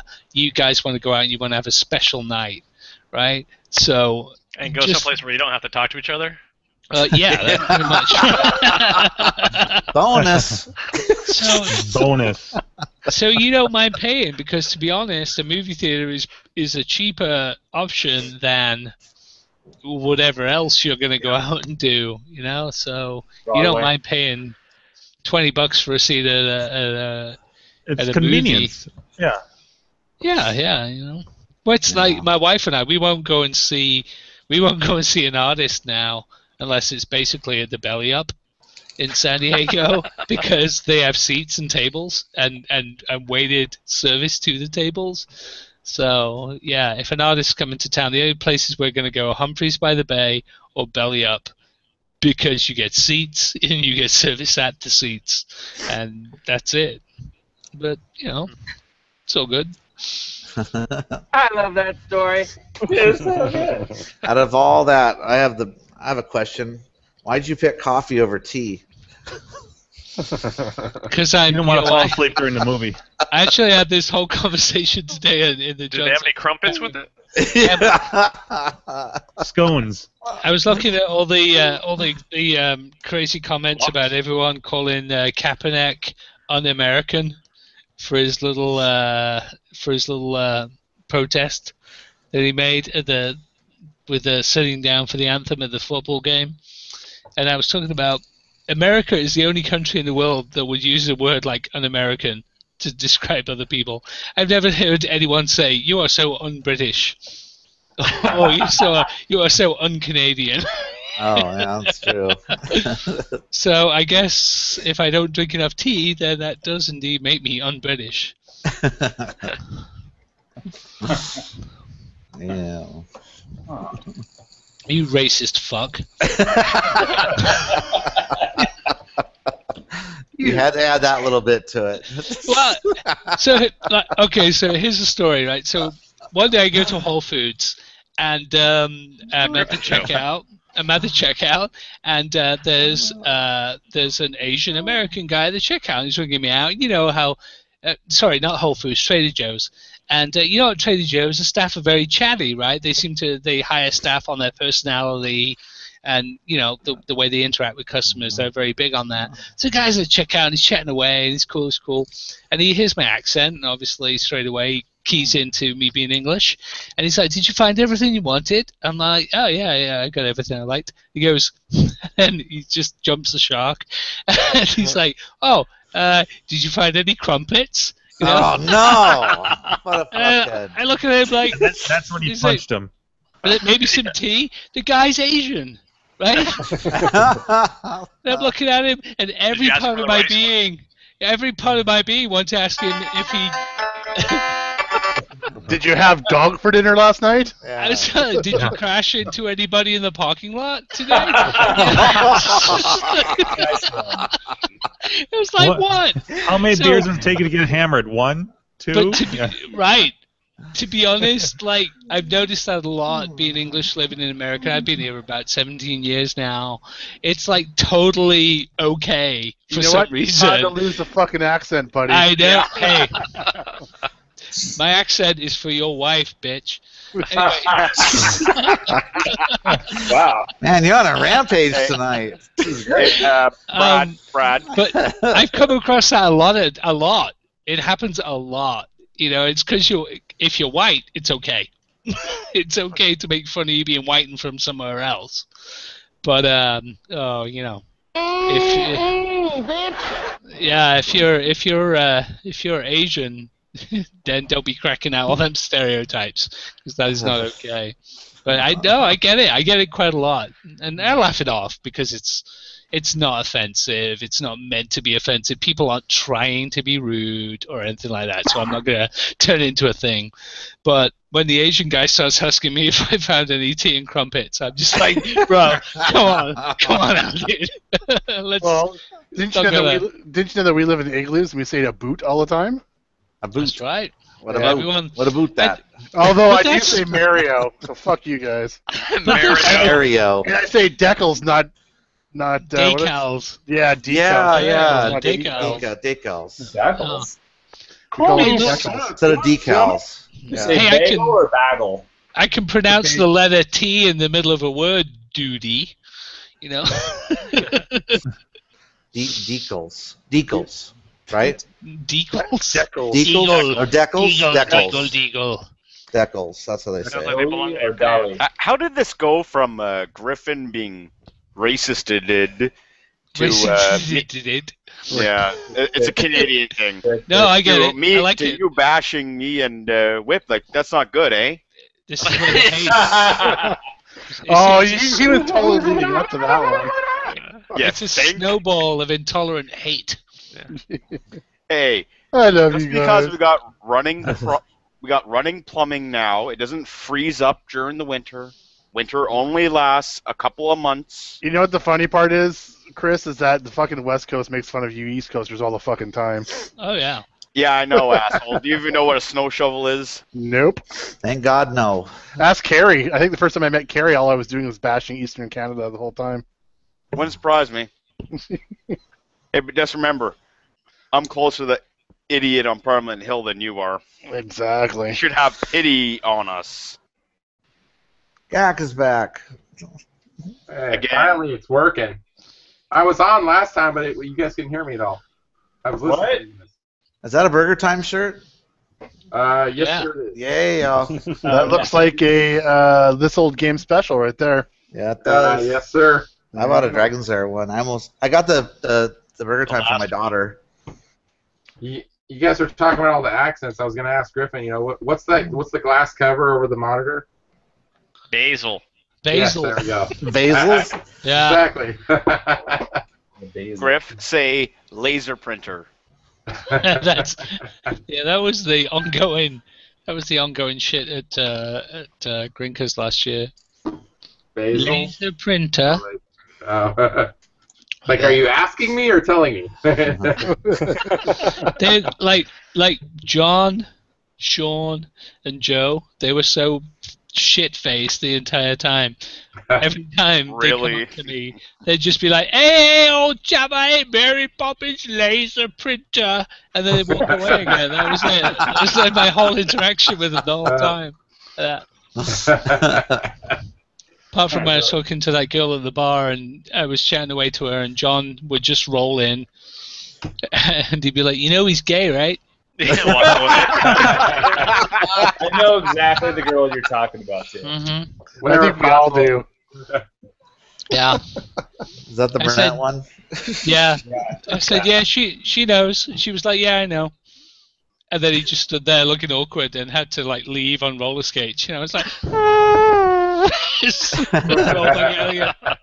So what you're saying is John cockblocked, yeah? It was a very feeble attempt at a cock block, yeah. Over and over again. He tried twice, actually, to do that. Sorry, bro. First time. They call that a cockney block. A cockney block? Was it last year or the year before he was napping on the lawn? It was last year, wasn't it? No, that was the year before. Okay. Year before. It wasn't much of a nap either. It was a complete fucking pass out. Yeah. Every time John gets full of himself, you just have to remind him of the time that Richie Knuckles wanted to fight him in a field. He doesn't like it. I didn't hear that story. There's a whole story. Like, if you ever see Richie, ask him about John and the time he fucked up his pole position record attempt.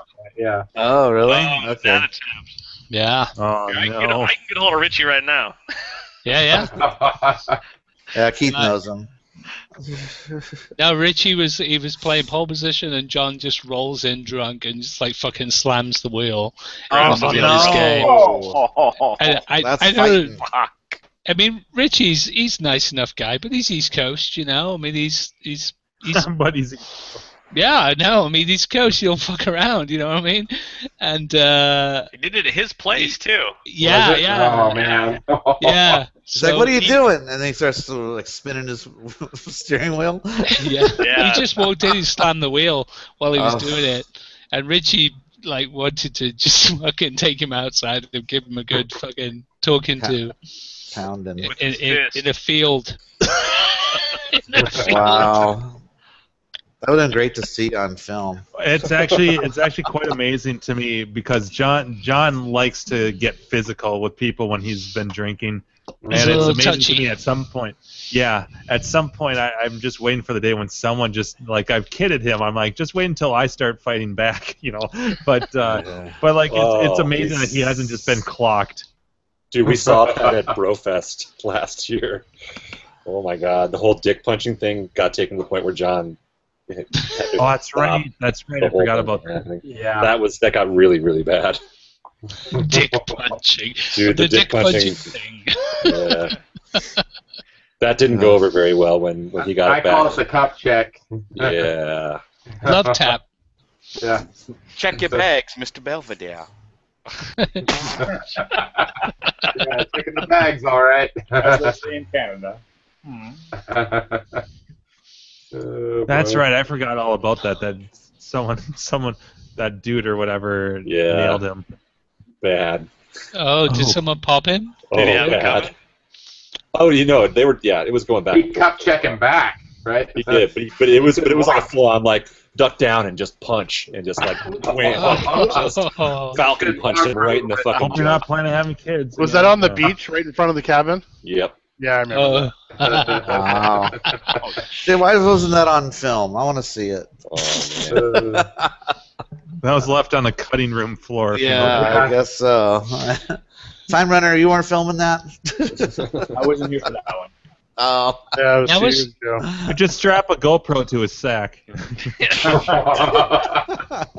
Was that the same, Brofest, was that the same year where I think it was Mark Spaeth was stealing everybody's pizza or stealing everybody's eggs when John was cooking eggs? There's a whole story. That Mark Spaeth. That was Brian Koo. Brian Koo. And he returned to steal our snacks this year. Yeah, he did. Brian, the omelet interceptor coup. He ate all my snacks omelet the first year, too. Nice. Yeah, didn't you say, Brett, that he took your, like, chips? Oh, he took fucking a whole bunch of shit. Yeah, I had chips. It was and the I had, sun like, chips. I remember that. Yeah, Walk bag off of with sun chips. And I hadn't fucking eaten all day because I sat at the table doing the registration and all that shit the whole day. I hadn't eaten anything. And I was like, oh, fuck, I got this bag of sun chips. I'm going to eat them, and fuck, he took them from me.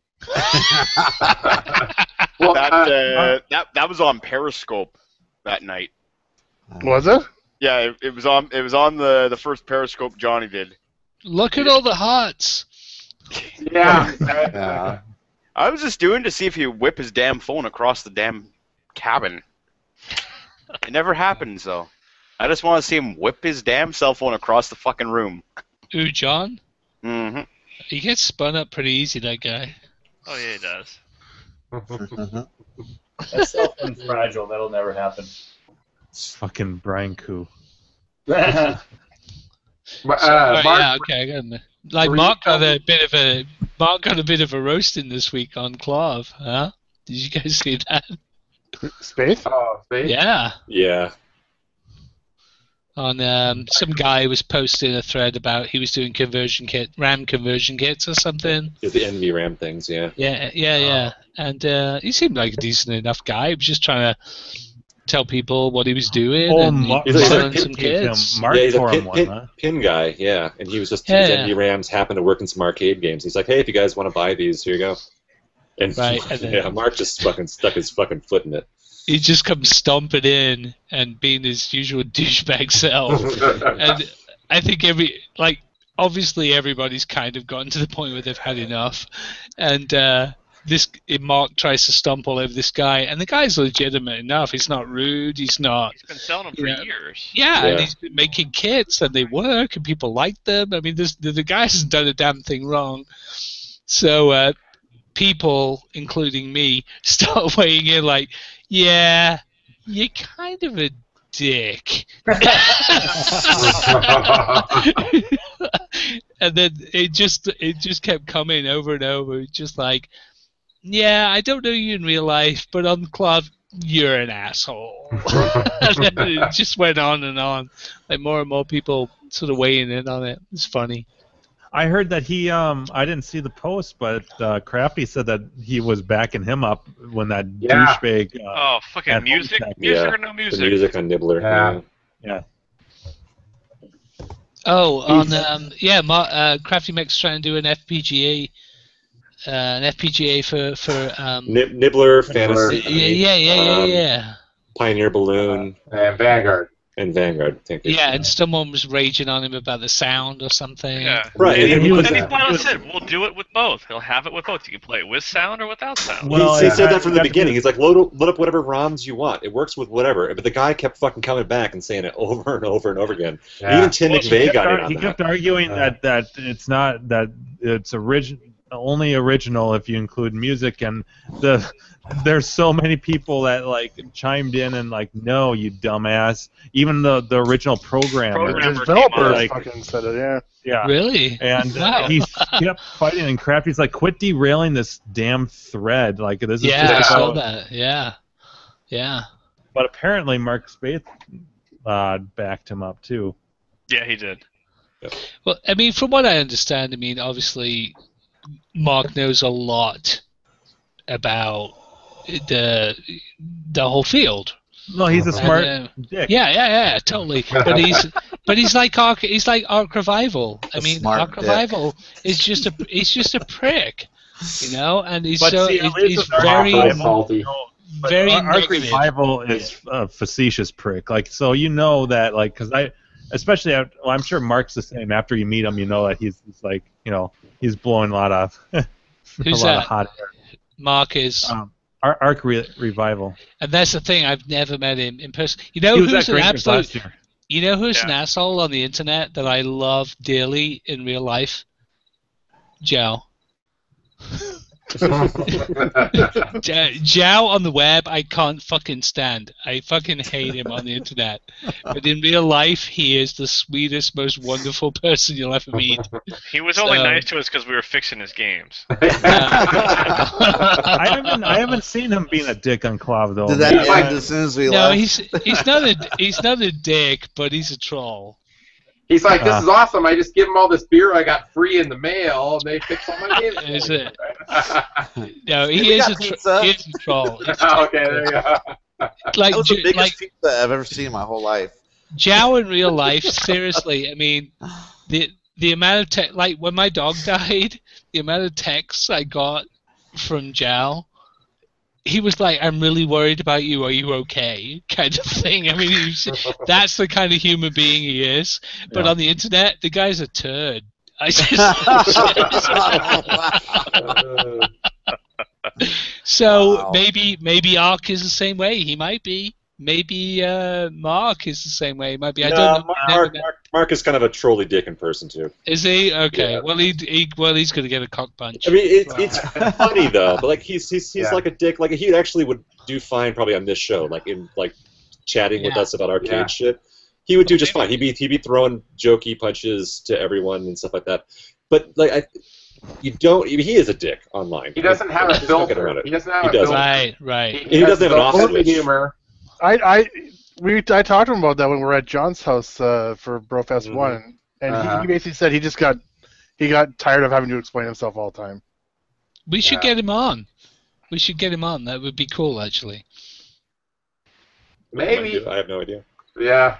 He basically said he had zero terribly patience and he got tired of having to explain it all the time. That's what he said to me, anyways. Well, I agree with that. It can get tiresome having to be everybody's best especially friend on the internet. if it's anything like what Crafty's been going through. Right, but there's the whole but Crafty, just don't fucking Crafty's a post dick. It. Oh, Crafty's a dick. That guy. Fuck you. What a dick. Yeah. I mean, he's a cuddleable sweetheart in person, right? You just want yeah, but what a dick. No, but like the thing with Mark is like he just should stop posting. He doesn't have an off switch. It's like, all right, fine, don't answer the same questions over and again, but don't involve yourself then. He's the Donald Trump of Clov.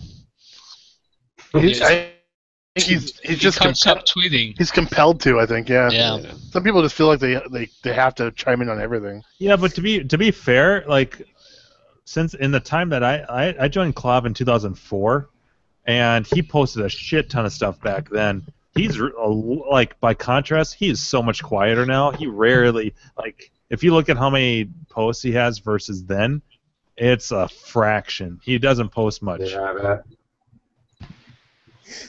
But is the vitriol then he was level? posting all kinds of stuff. I mean I got his multi-pack and his 4-in-1 and my mispack, and he had all kinds of shit going on, and back then now it's like you have to be like, would you still do this, and kind of like Yeah. It seems like there's a lot of that where guys were really active on KLE and now they're just kind of Facebook or outside of that forum. I hardly ever go on Cloth much anymore, but the thing is that I've kind of learnt everything I need to learn. Mm-hmm. And if there's something else I need to know, I'll just do a search, and there's a lot more avenues to find information now than just going to Clov. Yeah. I mean, but a lot more. I would say most of my posts have nothing to do with trying to learn something. Yeah. Well, that's what mine. But that's what mine were. Music. Originally, that's what mine all were. Were all technical. I just wanted to learn more about everything. Well, that was me too in the first few years, and then my social part of it is not. Social part is like this, or going to the events and chat. Used to chat on Arcade Outsiders. I can't anymore, but arguing rows or paths. Islands. Yeah, I would say at least or islands. Half, probably more than half my posts are just smart ass posts. Clown posts when I'm bored at work. Or wanted to buys or whatever. Looking fors. Yep. Yeah. Yeah, that's what. So I did do a quick little. That, never mind. Nothing. Go ahead. Anybody else? Andrew, you have to say what you were saying. No, I'm fucking bored of this. Does anybody else have any arcade stuff going on? I did something. I finished my Mega Touch. Yeah. Did you make all the videos? I posted a shit ton of photos that no one gave a damn about in WhatsApp. I looked at them all. Yeah, I know. No one said anything. They're just like, eh. I've been So watching anyways, your videos. I mean, did you make one for every game? I got through. I did about 35-ish videos, and then, but that's nowhere near. I mean, there's like 150 games, but then that was when I was moving, so I stopped, and then I've got this project. So now I have even more games that I haven't played yet. So I finished this. It was a lot of work cleaning everything, but then you saw the pictures. You know, all the wiring is so damn compact. I swear I used about 50 zip ties to keep everything neat. And then last night I finally upgraded I replaced the controller. I upgraded the software to 2014, and it's done. Everything's running really nice. Now I can finally play the damn thing. There's so many games I haven't played on it yet, but it's cool. There's a shoot 'em up on there called Space Crusader. It's very much like R-Type. That you use the joystick on. There's a lot of there's well, I think I was talking about this. There's beer pong and skee ball and all these other games I haven't played. That's hardware specific to this one, but yeah, I'm looking forward to that. I'll probably do a bunch more videos. I love the fact you've doubled your collection to 4 now. It's really that's right. It's really coming along. It is. I think so too. Yep. Yeah. These were the other two games that you didn't see when I was at my other place. You have a lot of room in there. Can I just store? Some wasted space. Not 4 or 5 games. Not as much as you think. Not as much as you think. I mean, really, I got like TV and couch. There's your Space Crusader. Okay. Oh my God! This is it? Wow. Those are all the drinkers. Nobody can see what you're doing right now. Someone has to present Jim. That's right. You have a lot of speakers. You have speakers on your speakers, bro. And you have speakers behind you, and then. Oh yeah, these are for my computer for 5.1. Because like when I'm doing short films and stuff, and we're mastering the audio in 5.1 and stuff. So. And then, okay. You can't quite see. Is that a window AC unit? What? It is. Are you in a hotel room? Yeah. It's glass. It works. It works. Yeah. So I put the red tent right by the kitchen there, so you can just pull the seats up to the other side. Nice. Got the old, on the side there. Make a touch, and then it's not that old. It's 2011. That's gonna be Andrew's someday.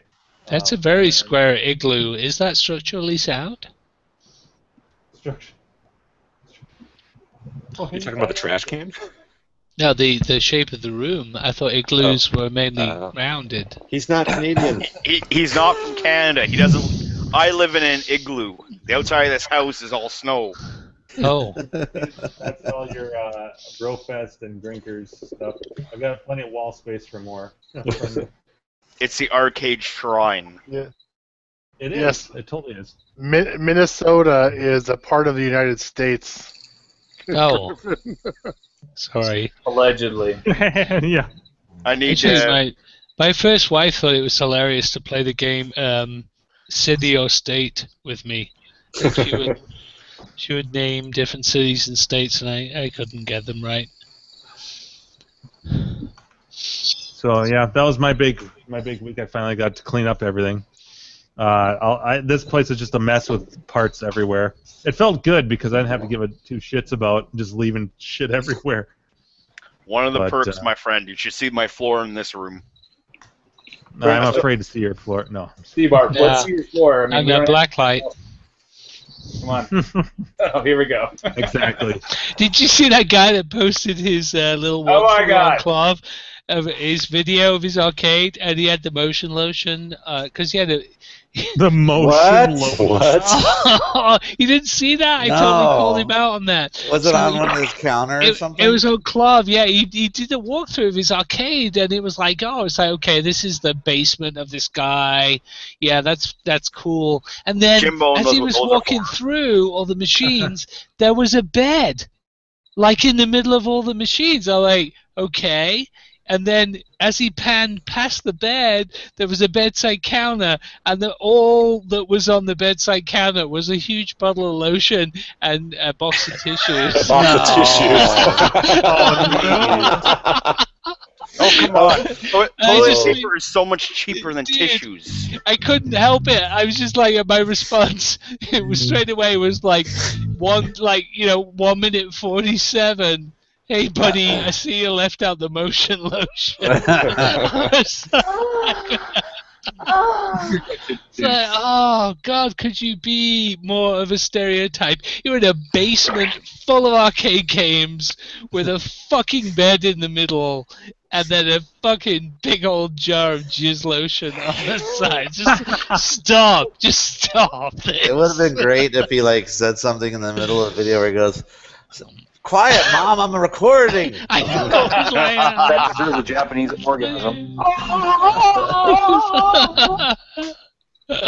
Hey, Griff, just tell him 2-ply is a lot cheaper than Kleenex. Oh, no. Hey, you know what? And you can unroll it one-handed. Hey, you should be... We just brought this show down a few notches. You should be a little more... And knowing is half the battle. You're a little more environmentally friendly. Stick with your happy self. I think that's the title of the show there, Orange Whip. Wow. 2-ply? Can you demonstrate that again, Chris? Wait, I need to fucking present that. There you go. The hell is wrong with you? Have you Is that like waving a flag there? Is that your bed over on the side too? Jesus. In case he has to take a shit right there. Where's your bottle of Jerkins? No, that's in the. This is the office. That's next door in the bedroom. The orifice.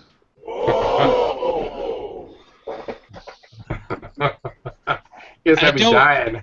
I don't want to be too judgy, but if your bed is next to your arcade machines, you might want to reevaluate your life choices. That's actually just the couch. I don't sleep on it anymore. But yeah, that's your dinner. Anymore. Oh yeah. So no, after me and the ex broke up, it took me a while to get enough money to buy a bed because the bed that we shared, I wasn't touching that thing with a 150-foot fucking pole. What? She had problems? No, she cheated on the bed.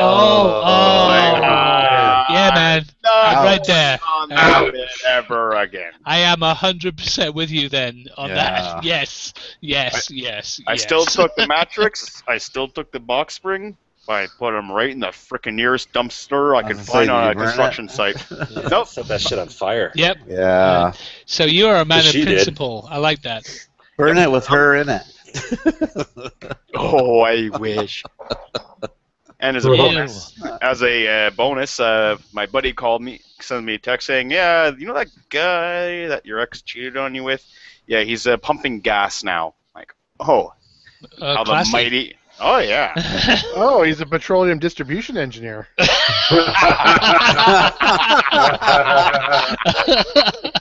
like that title. Oh, my God. That's nice. Nice.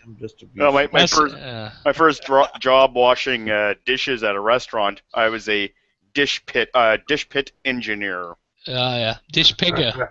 That's what we used to call it when I was backpacking. We'd be dish pigs.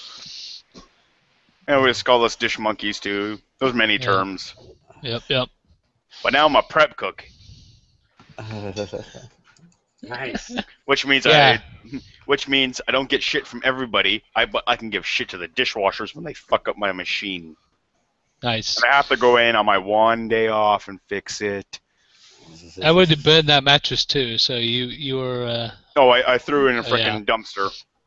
Say, bitch, you ain't getting this goddamn bed, and I ain't sleeping on this thing ever again. Yeah, I'm with you on that one. Dumpsters are really the best place to get rid of stuff anyway. Wow, Billy Mitchell logged in. Yes, they are, Billy. I'd have to agree with that. Oh, there you go, Billy. Yes, Billy. What's How's going on with Billy? everybody Oh, there you go. I was going. What's going on with Billy's mouth? Is it too? Wait, how about here? Here, hi. Right there. Hey, Billy. What's going on? Billy's back. The Billy, horse Billy, teeth. Billy, return. Billy, boy. Feeling slightly aroused right now. Well, you're like licking the inside of your beard. That's amazing. Yeah, what's that taste like? Tastes like hot sauce. Vanilla and Crafty says that Billy has an overbite. Does he have horse. NY? Does he have NY in the top of his tie right there? Yes. Because an American flag tie is not American enough. You have But to put Bart, New does York Billy in the top Mitchell of it. know about your secret to your alternative to, Kleenex? I don't know. Billy, have you ever used paper towel or toilet paper instead of Kleenex in the bedroom? of course, and the back of my hand as well is excellent. How about a rolled up sock? How about the happy They're sock? more eco-friendly. You can flush toilet paper, right, Seabart? No. The happy sock is the most eco-friendly version. How about the back of that tie? Yeah. You The back can't. of that Is tie, it silk? That's where I keep all my Dragon's Lair moves. So Dragon's Lair. No one can jizz on the American flag. That's like your San Francisco 49ers type of move. Is that better or worse than burning the flag? But that's the whole point in the U.S., isn't it? You have the freedom to do whatever you want to do. That's right. With freedom, bitches. Oh, right.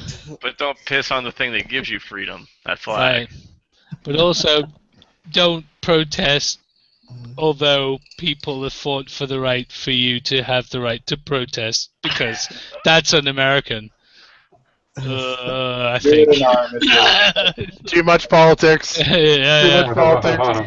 No. I mean, it's all a clusterfuck. But I gotta admit, I'm watching all of that go down. I'm not a sports fan. I'm not hugely into the whole sort of political scene, but it's amazing how many people would just pick their own version of whatever they want to say, and then they'll just fucking rage it from the highest hill. Regardless. I don't let education or facts get in the way of my opinion, okay? When you were Welcome to talking America. football, I thought you meant soccer. Oh my god. We don't say soccer, so if you're trying to diss me, you failed. Yes. Football. What's soccer? We say football because we That's kick, what I'm saying, we football. kick the American. fucking ball with our foot. You were talking about American football, and I said that's why I thought you meant soccer. Well, American football isn't soccer either. So what do you call football in America then? Rugby. Well, you know what? Americans get very, very confused very easily, so I call football. I call it football. I say soccer. Well, if you were in England, what would you call football? Football. And then you call soccer football too? We don't say soccer in England unless I know. Unless you have a need for depends. I know that. I know you call it football, but what do You you don't call... know. You don't Just know. quit while you're ahead. I do know. Stop it, you American sympathizer. Have I you already been knew to that. Have you been to England? No. You call it American football. But I know that Shush. soccer's... You I know that shush soccer your is called football there. I you didn't know shush your that. cock holster. You shush that. What I'm asking is, what do you call American football? American football. American football. You just In call it England. American football? Yeah, Okay. they call What do it you call American Canadian football. football? Hockey. No one's heard of Canada has football? Waka waka! No one's heard of Canada? Our professional football league's been around longer than the NFL has. Yeah, but you guys play flag football, right? No, Flag football. Two-hand touch. Well, frickin' Whips guys kicked the crap out of my CFL team. Our field actually has 10 more yards on it. Hey, you guys can make 55 in the middle. you guys can make fun of Canada as much as you want, but it's going to become the most fucking popular place in the world When Trump gets elected. Post January 2017. It already is one of the most popular places in the world. We don't want it anymore. Yeah. People cannot keep coming here. That'd be great. Yeah, for people who love snow cones. So is football in Canada like all polite? You know, like, excuse me, coming through. Excuse me. Sorry. Ow. Pardon me. Sorry. Pardon me. I'm not your friend, buddy. I'm not your buddy, pal. Yeah. That's your guy, buddy. Most of our football pal, jackass. Most of our football players here are NFL football players. They just not your buddy, friend. We have to have 20% Canadian content. That's it. So like Doug Flutie played for my team for like 10 years here before he went to the U.S. But you got a watered down NFL. Never heard of him. Watered down NFL. But it's a different game because we only have 3 downs. Right. So you got to move your 10 yards a lot fucking faster. So it's a passing game, not a running game. Boring. No, it's actually it's actually more exciting. No, but you guys have ice skates on, so you can go a lot faster. Oh, Joel's on a roll tonight. Actually, the CFL, our football league at one point was actually down. There was a team in Las Vegas had a team, and Arizona had a team. There was actually a big expansion like 10, 15 years ago down to the U.S. For Vegas and Arizona had ice skating football teams. Not ice skating football teams. Ice capades. Fucking love Disney on Ice, though. It's great. You want to talk about ice? You want to talk about ice? Let's talk curling. Did we do a question tonight? Yeah, we were going to wait for Carrie, but I don't know if she's out there anymore. Well, we've been full. She can't get out here. The room's full. We've been It's all full. you dicks. No. She had to pick up her daughter from the airport or something. Well, that's because Buffett is taking up a slot and he hasn't said shit for like an hour. You guys are going to get way more militant. Come on, Joe. There you go. Why don't you grow an ass? Grow your ass, Buffett, in your Surprised rainbow. I'm skinny. Well, I'm not skinny, but... Wait, what? Yeah, you're not skinny. We've seen your nipples. We have seen his nipples. Yes, we have. Oh, God. Where's the GIF? Through its tear in a shirt, though, right? Yeah. All right, well let's do the question. I don't know if Carrie's gonna be able to get in here because we got a full room. So, and it's not a question. It's a question that Carrie came up with. I mentioned at the beginning of the show. It's just give a shout out to a person or two who's helped you in some way with your arcade, and then we have the double negative, not including people who are not regulars on the show. So not one of us. Jesus. Has to be one of us. No, not one of us. Now, I understand that was the intent. This is not people who are on right now, but people who have participated in the show, or is it people who are present right now? That's a tough one. It's supposed to not be. It's supposed to not be one of us. Yeah. That's why I think it's a tough one. Yeah. Well, I'll start. I'll start. Chris, why don't you start? I think Chris should start. All right. So neither one of them have ever been on the show.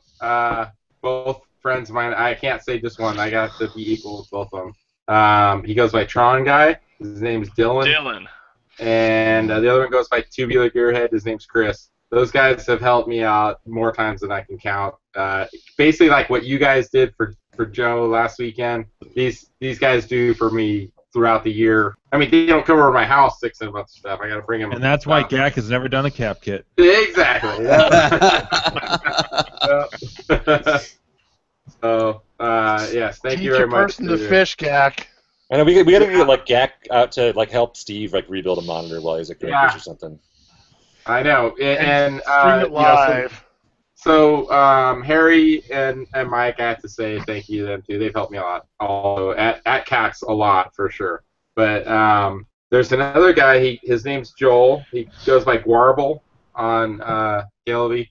he once a year, I think, he tries to do like repair parties at his house. Yeah. And just the last 2 years, I could never make it. It was just bad timing with my kids with baseball and stuff. So, but I would love to make it out there for that. I mean, just to kind of like watch the guys in action and force me to do some stuff and learn things, you know. Yeah, that's something that I've never experienced. That sounds awesome. To do the group kind of everybody repair stuff, yeah, I think that'd Absolutely. be kick-ass. Like, We have a bunch of people coming together and contributing, and it's awesome. Like what Orange Trip, like what you talk about with the Portland guys or whatever, right? Seattle guys, Or yeah. Seattle, yeah. I always get those mixed up. That they go around and repair a bunch of stuff. So Portland, Seattle, it's up there north somewhere. It's all in Canada. Yeah, right. One of those places that rains like constantly. So. Snow everywhere. So yeah, the non-arcade hangout guys, that's who I'd shout out to. So, all right. So anybody else want to step up, or do I have to call somebody He's going out? to say John Jacobson. Oh wait, he's been on the show, so. No, that's yeah. We also have Mike and Harry. I'll step up. I've got a few. So,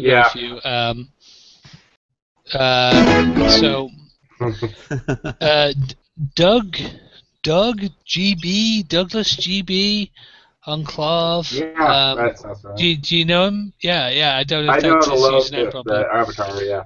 Yeah, so he specializes a lot in Atari stuff, Vector stuff, and he more than once has stepped up to try and help me move through repairs. Because I mean, I'm trying to learn the engineering side of board repairs, and it's especially with Vector stuff, it's extremely hard.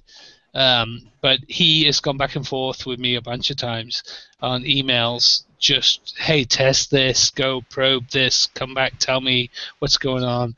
And with this Star Wars cockpit repair restore that I did, I got to the point where I managed to get the board up and running, but I was having all these kind of graphics issues.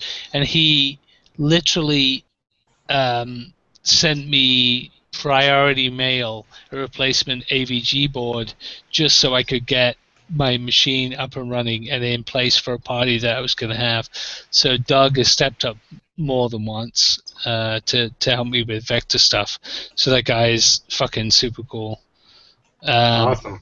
Yeah, Ian Kellogg, he's just doing... His cap kits are friggin' awesome.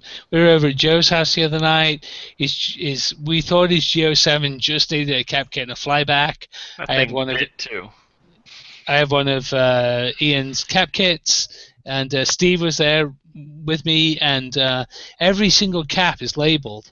Yeah. And he sells these things for like $8, like an entire cap kit for a monitor for $8, and he takes the time to label every single cap with the position that it's in on the board, and he tapes them all together, so the cap is taped right next to the location on the board. You know, so I mean, in the past I've done like a 20 EZ on a Donkey Kong that I was restoring. It took me 25 minutes to recap an entire 20 EZ because of Ian's cap kit. So Ian has done great work. He repaired my pole position boards. Every time I need something, whether it's for a monitor, rebuild an AR2, whatever, I can hit him up on the G chat, Google Hangouts all the time. So he's like a major asset to the whole community. I mean, the only problem is that Ian's been on the show, Griffin. He has been on the show. Okay. Oh, yeah. But all right, but still, Everybody's been on the show. Or one circuit, Adam. Yeah, you gotta say as a regular though. I haven't been on the show when Ian's on. I didn't know he'd been on. And the other person I'm going to name that has been on the show, but fuck you guys, is is Crafty, because before I was even in any part of the club community, I was buying Crafty's SPGs for my builds, and he's just his stuff is great. He keeps turning out great stuff. He sells it at very affordable prices. I can't even imagine that the time he takes to assemble the boards even equates to the amount of money that he sells them to the community for. So, I mean, there's a lot of good people out there doing some really great shit. And there's total douchebags like, 34K. People like that. I was just going to say, actually, Aaron is in our chat right now, so you can Yes. give him a... No, it's great stuff. There are people out there that he goes under the alias MILF Slayer. MILF Slayer. Nice. Wouldn't we all like to be a MILF Slayer, really? MILF Slayer. I just got that. But I didn't hear it at first. No, there really are people that just churn out fantastic stuff. They could sell their gear at 2 times, 3 times the price that they charge, but they choose not to. Ian and Crafty are 2 examples of that, so I really appreciate those guys. So thank you for all the projects that you've helped me with, because they've come out well, and their contributions have been a direct result of what I've been able to put out, Didn't that MILF say, I don't bite unless you want me to? Thanks, Crafty, for that warp fix, that you're in the process of doing, I'm sure. Hashtag you know who I've forgotten? What? John of John's Arcade. I think his ROM burning services for... Or painting tips?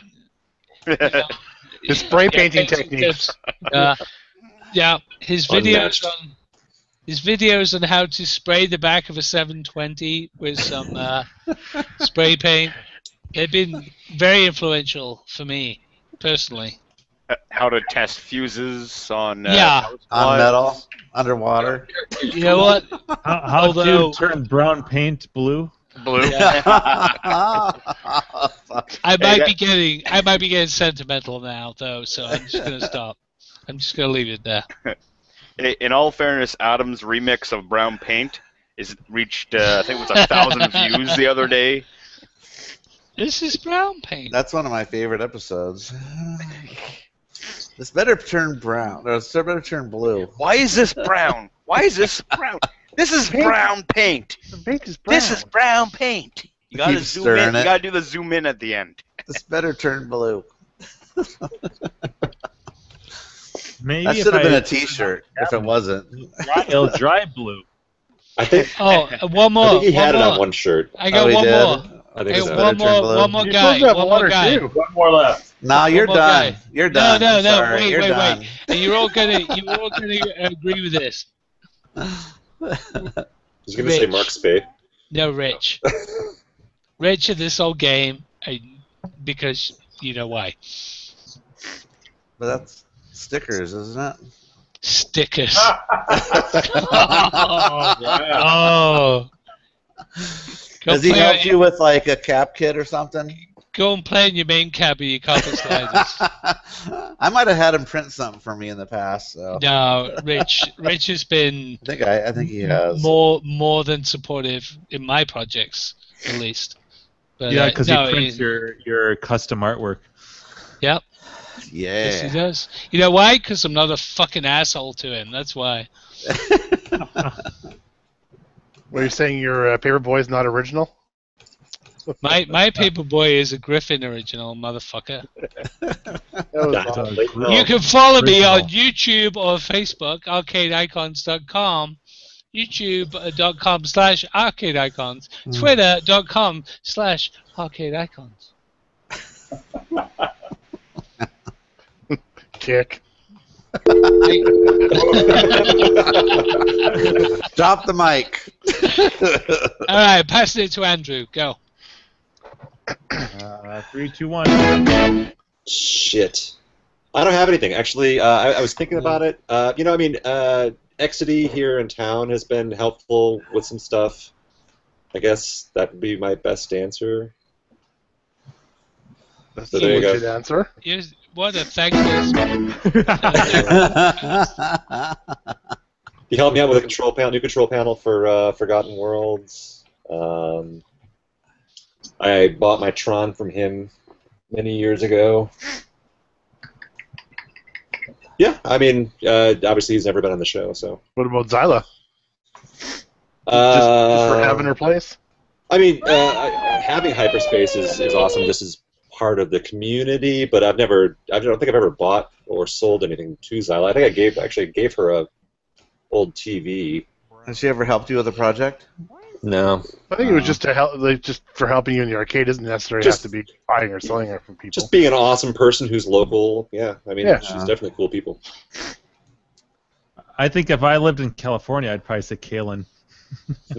Because he's helped so many people, but he's never. I mean, he's an inspiration. Yeah. Well, yeah. What did he just he's picking up shit? But he does help people, like point people in a lot of the directions. Yeah. Oh, all right, Keith. Bye, Keith. Bye. Bye, Keith. Keith's out of here. Keith. Yeah, he's gonna get up early. Dirk the Daring, whatever your name was. Daring the Dirk. Daring the Dirk. Whoever could, no one could figure out who he was. Later, Keith. I thought it was Dirk the Dangling. Dangler, yeah. See you tomorrow, Indiana Jones. That's a new one. That is a new one. Yeah, I like that. I grabbed that one for Griffin. Yeah, Mr. Joel. Too late. And there's non-existent. Boom. Yep, well, you were talking about your pin for a while, and that was when I was silent. I was looking for that soundbite. It's all right. We can wrestle in the field at Grinkus. Don't worry, buddy. What field? Right. Crafty Mac! Hey! Yeah, what field? And actually, Tron Guy also hooked me up with one of the free play ROMs for Wacko for free. So another shout out to Dylan. Yeah, he did the exact same thing for me too. Nice. Dylan. He would not take a penny for it. Speaking of Wacko, we got to figure that out at some point. We gotta have our whack off. Are we gonna try to do that before or after Drinkers? I guess it's gonna have to be after. I got here at the right time. Okay. What's that? Talking about a whack off, I got here at the right time, I guess, right? Yep. Yeah, absolutely. Been the whack off episode, I'll tell you that. Sponsored by Wheaties. That's a good point too. So Aaron, if you could make it up here for a Tuesday night whenever we do the whack off, you can, because you're local, you can come whack off in my garage. I'll send you some of the As long as Seablood teaches them the one-handed unroll. I heard that earlier, Griffin. I heard you talking about. I didn't see that video. I didn't see that guy's video, but I'm trying to find it on Clav now about his table lotion and the. Oh, I can't wait to see that. I just randomly stumbled on it. Was so I started a thread that was post your video walk around of your arcade.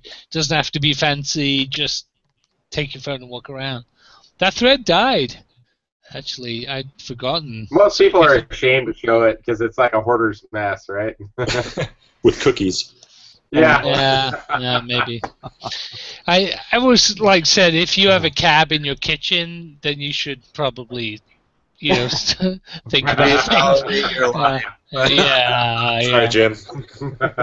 If it's in your kitchen, then it's not good.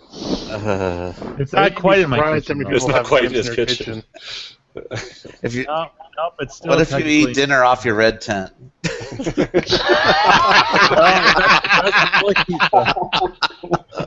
Not flat enough. Dude, that's a t-shirt. Yeah, that's true. That's a t-shirt right there. I eat dinner off my red tent. I eat my hungry man. Be interpreted in my so many red different tent. ways. I know. No reference to anything. Just the plain text, like a red shirt with like white text. I eat dinner off my red tent. That's pretty good. Go on and fucking get that.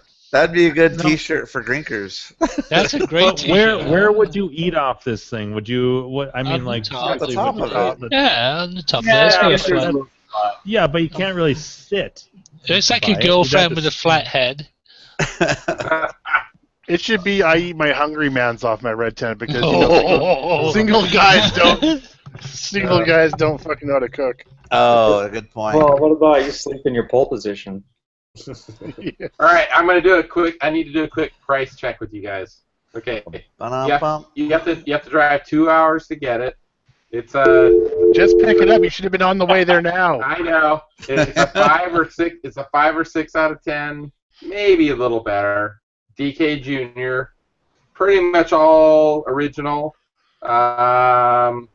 Complete. Doesn't look like any water damage. Works. But non-working. Oh, non-working. What would you guys value that at? What would be worth a 2-hour drive? 150. 100. Yeah, I was gonna say 200. Yeah, no more than 2. Yeah. How about 160? Sure. Do it. Just get it working itself for $1,000. I mean, it's a $100 monitor if the Sanyo's in there. I know. Get that working, and then it's a $120 board. Not to mention, it's within minutes drive of Russian River Brewing, so I think I got to do that. But yeah, you get it working, it's worth $1,000. Yeah, restored, it's $1,000, right? Yeah, but For my a junior? restoration, we're talking like maybe $500. Well, Yeah. still, you got the room. Yeah, I do have, but it quickly fills back up. I know, that's part of the hobby. Yes. Just accept it. That's how you fill your pockets with more money. Yeah. Is it 2 hours each way or an hour? Wow. At least That's 4 2 hours. That's not too bad. It ain't nothing. Come on. I know. What is that, a quarter tank, half tank of gas? It's nothing. Yeah, go get it. I would. If it was Kalen, it wouldn't even be a question. Yeah, right. Yeah. Most of the games I picked up, it was 6 hours each way. This will be like the 4th Donkey Kong Jr. I've owned, I think, something like that. Do you own one right now? No, I have. Okay. Well, it was at one point. It's been converted at least twice since then. It's Tokyo what I have right now. It was a DK Junior, then I think a DK3, and then a Tokyo. I At like least that. Junior. I like Junior more than Donkey Kong. Yeah, Me I think too. I do too, actually. Junior has a pretty big following. Big time. In terms of the cab aesthetics, I mean, I just like the Junior's so much more colorful, and the bezel, and No, the artwork's awesome on it. Yeah, I love the artwork on it. Yeah. I like the game more than And the DK. game's fun, too. Yeah. That, get the later revisions, they use the edge connector instead of all the little connectors.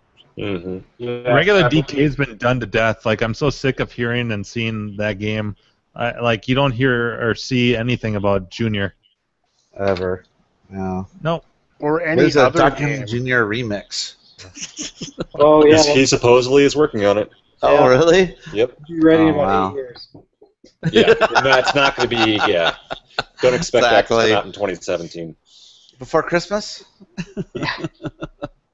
It'll be in your stocking when you wake up. He'll probably All right. beat Adam's multipole. Oh, no. There's don't a say race. that. I'm pretty sure by this pick, if you guys can see it, it's not edge connector style. It's got a bunch of harnesses in there. So that's all right though. I mean. Yeah, you know what? That was the way mine was too, and I got that. I think Arcade Shop sells them. The edge connector board, little converter where you plug all the little harness connectors into that, and then that goes into your harness. And I use that, and it works pretty good. Yeah, Vector Lab sells one of those too. Yeah, I believe I have one around here somewhere. What I really want is the 2-board switcher that Vector Lab sells, but they're kind of expensive, and his response time seems to be pretty slow. No, he's actually really good if you email him. Because there's been a couple threads about people who don't hear from him forever. I got his switcher's a 4-way switcher. Oh, that's right. His is a 4-way. That's why it was expensive. And the other alternative is Mark Spade. So take the pick. Yeah, exactly. But no. The Vector Labs, is it Mike? I think. Yeah, Mike. Yeah. I bought the entire switcher, and I bought a couple pieces here and there from him. I think I got my ESB kit from him. He's always been super responsive to emails, and he ships fast and is no bullshit transactions. I've always had good stuff with Vector Labs. I think at least a couple of you know this. I'm the one who got him to build that, actually. Oh, really? The DK switcher, yeah. And it dated back to, he had like a thread where he showed it was a Vector one. It was like Black Widow, Space Duel, and Lunar Land. I don't remember what the third one was now. There was like 3 Vector Ataris that he made a switching board. Gravatar. Yeah, there we go. And I saw that. I'm like, man, that is slick. That's what we need for like DK Junior, DK3. You know. And I said, it'd be awesome if he could do a fourth spot to, just as an option for, JAMA and just have other games if a person only has one cabinet or something. So, I mean, he changed it a lot from what I originally was envisioning, but, it's his project. He put all the time and money into it, so it's his deal, so. Right. But yeah, I've got a couple of those switchers. Yeah, I remember actually one of the first post that I really remember, like you being you in, was actually that thread. I think when you built the little shelf and you put the whole diagram on there. And right, yeah. That was a lot of years ago. Yep, that was a ways back. Yeah. Yeah, that's the challenge, is getting that third board in there. Me and Andrew have talked about that off and on, like where to put it, how to mount it. Well, Gak figured it out. So Gak's got a whole diagram thing. Oh, you do? Yeah. That would be sweet, because I have a DK3 and Junior, and I have a DK I need to fix, but I would love to put all three of those in my Junior cab and just be able to switch between them. Gak, did you have to move the power supply to fit your thing in there? Well, because I have 4 boards in mine, and yes, there's like a couple of preset studs that are in the base of the cabinet for the power supply thing. You can use one of them, but you have to rotate it. Right. And it clears by like a ½ inch or something once you get it all put in there. But it works, so it's a very pricey setup. I mean, it is, yeah. Once you pay for all those boards and the switcher and the adapters, man, you can have $1,200 in a cabinet that's beat up, Right. Very easy to do that. But it works super smooth, and it's a really nice setup. Mm-hmm. Yeah, because you have to think that whole thing too. You have to buy like the switcher, which is just like the main board that actually handles the switching, and then you have to buy the adapters for each board you want to plug into it separately. Yeah. So it is not cheap. Didn't Ian Kellogg say he was making a multi-switcher that was going to be like only $35 or something? JAMA switcher, wasn't it? Oh, maybe it was JAMA. But still, I mean, all right, Joel, have a good night, buddy. See you, dude. All right, guys. All right, Joel. Take care. Night, Joel. There you go. Bye, Joel. Guys. Bye. Ciao. Dingo Tay. See you tomorrow, Indiana Jones. Huh. Finally. Does anybody have any other shout-outs? Sorry. I do. All right, let's hear it. Okay, first I'd like to thank Dan Reed. Ooh, nice. Yeah. Who I wish would come to the show, but he helped me move. You better not say the other person. Actually, Dan Reed was on this show before we started recording one time. Oh, yeah, that's right. Yeah. And then he didn't say a word or said... Twice he's done that, actually. Yeah, and then bailed before we started. Yeah. Anyway, sorry to interrupt. Right. So he helped me move 2 games out of a basement one time, and we used to go on runs in Uncle Rico's van, and so that was kind of cool to have somebody local. This guy, McLovin, on Twitter, he's known as Joe's Arcade 1. He gave me my Royal Rumble cart and some art, actually I think like a Royal Rumble conversion kit for nothing. My Royal Rumble didn't work, the Amory cart wasn't booting, and he just said, hey, I have this, and you can have it. And I was like, what? So that was awesome. Also, when I went to pick it up, he worked at this weird, I guess it's a locksmith shop, and there was a guy there I'm pretty sure it was a homeless guy, and he had balls that were just coming out of his shorts. What? Yeah. It was like I was so afraid to walk. Was he the dick wizard? No. I don't think it went beyond the balls. So. Did you walk up to him and go, "Hey, dude, nice balls"? No, I dick punched him though. No, I didn't.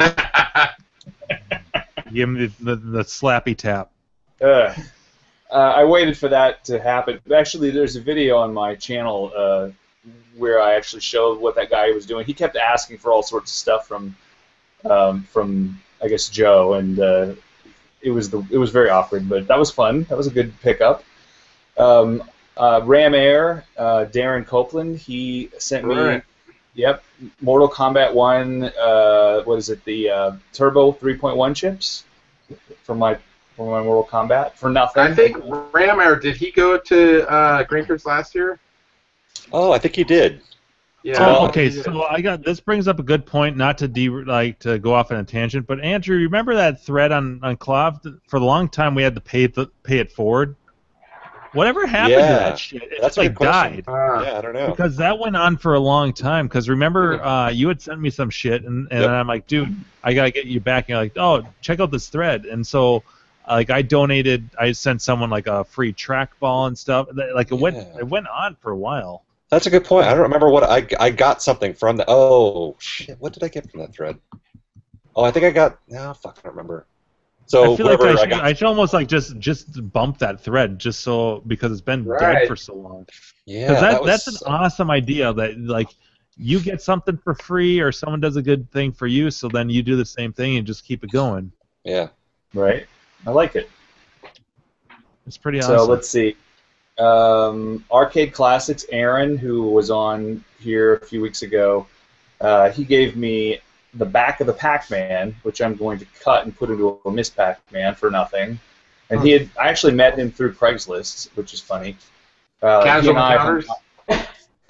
No, definitely the for sale thread. And then let's see. Last but not least, Cooley. This other guy in Minnesota sold me a Mario Brothers wide body for like nothing. It was like $300 or something, and so, I mean, he wanted some games that were pretty tough to get, and he eventually got them. But I think he even mentioned that thread that you were just now talking about, Jimbo.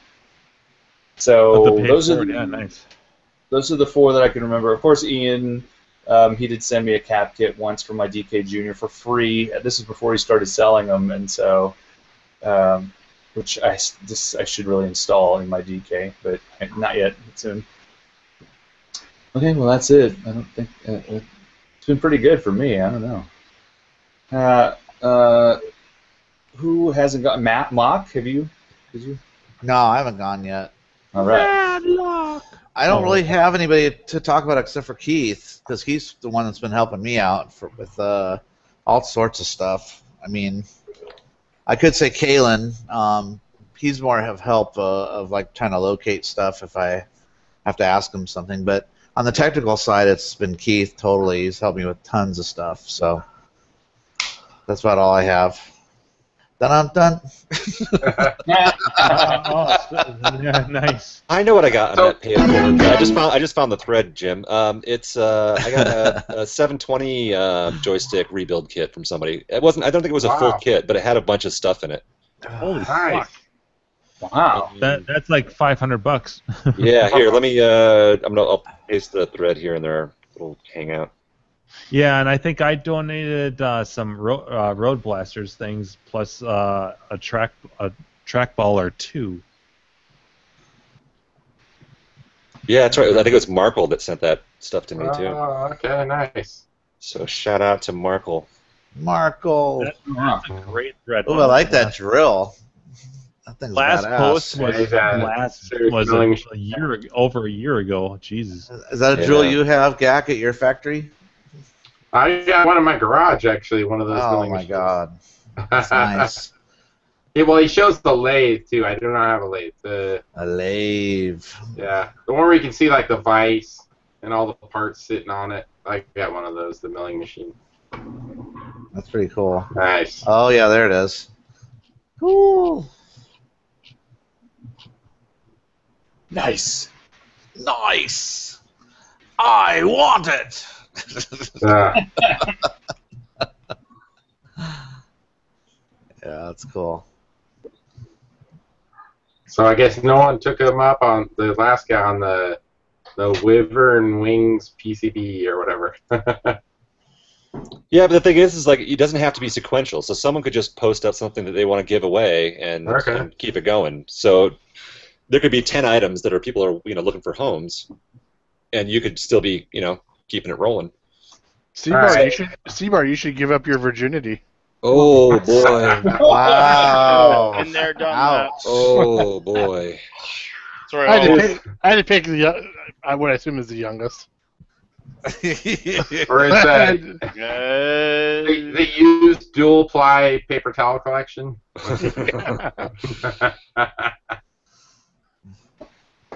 No, I think I will have to. I have to think of what I need to post first, but I'll post something on there. That'd be awesome. I think that's cool as shit to keep that alive. Yeah, the last one was over a year. Yeah, over a year ago. And 3 or 4 months ago. 4 months ago. Is everybody gone for that question? I have not. Okay, Brad, then you're next. Okay, so I'm going to shout out. I mean, all the Seattle guys are awesome, but one in particular, I saw on Craigslist there was an ad for a Space Duel and a Tron machine. I used to have a Space Duel and a Tron, and I sold them both at one point. So, and I wanted them back, and I just put out. The Seattle group has a Google. What are they called? Google group. And so I just posted on a Google group, hey, is there anybody know this person or in this area? And some guy I'd never met before said he thinks he knows who's selling them, that he had bought some games off that person like 10 years before. And he said, don't worry about it. I'll pay for everything. I'll pick them up, and I'll store them for you for whenever you can get back down to Seattle. And so he ended up paying, I think it was $800 or $900, and he went and picked them up, I think it was 45 minutes away, drove there, picked them up, paid for them, took them back to his warehouse and stored them for me for 3-4 months when I got down there. Didn't want me to pay, didn't want me to do anything until I went down there and picked them up from him. And I was just like, holy That's shit. unheard of. Yeah. I was like flabbergasted. I couldn't believe it. So him and I are actually pretty good friends now after that, because I was just like, wow. And so actually when returned the favor to him, one of the I've told you guys I found a big stash 6 hours away from me where I've pulled 60 games of this guy's house, and I gave that guy first dibs, and I got him a game that he'd been looking for 12 years. Oh, cool. Which was Lunar Lander. He wanted a Lunar Lander, and I got him one for cheap, and it was in really good condition too. So that was the first guy, and he goes by Candy. I don't know if he's even on. I don't know if he's on Clav at all, but locally he's known as Candyman. That's the name of his company or whatever. And then the other guy would be Rich as well from this old game. I did a school project when I was teaching. I program and stuff, and I had my students make a game. And we've always done web-based games or mobile phone games or whatever, but I wanted to incorporate this hobby somehow. So I donated a Nintendo cab, and the students all designed custom artwork that went along with the game. So custom bezel and control panel overlay and cider and everything. And I got talking back with Kendra and Rich for months, and they finally got it all printed and sent it to me, and they basically said no charge. And I was holy shit. Yeah, so those are two extraordinary kind of standouts that have always stuck in my mind. So those are two I'm going to go with. Besides pretty much everybody in the Seattle group and stuff, they're awesome. But two that really, really stuck out. Cool. Yeah. Yeah, I know I said it, I think on our CAX episode, but I really enjoyed meeting Rich and Kendra at CAX this year. Mm-hmm. Yeah. Yeah, they're cool. You've never met him before? I've never met him in person. Obviously, we've exchanged emails for a long time and projects and stuff absolutely. Like that. I've only seen him in documentaries.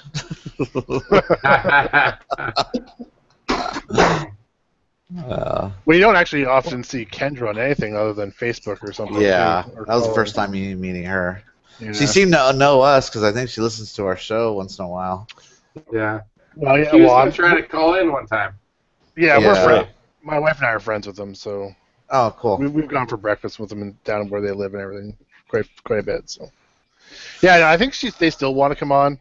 They're just always so busy because there's always the next show coming up that needs to get T-shirts printed or whatever that kind of throws them out of the loop. So they have deadlines to meet.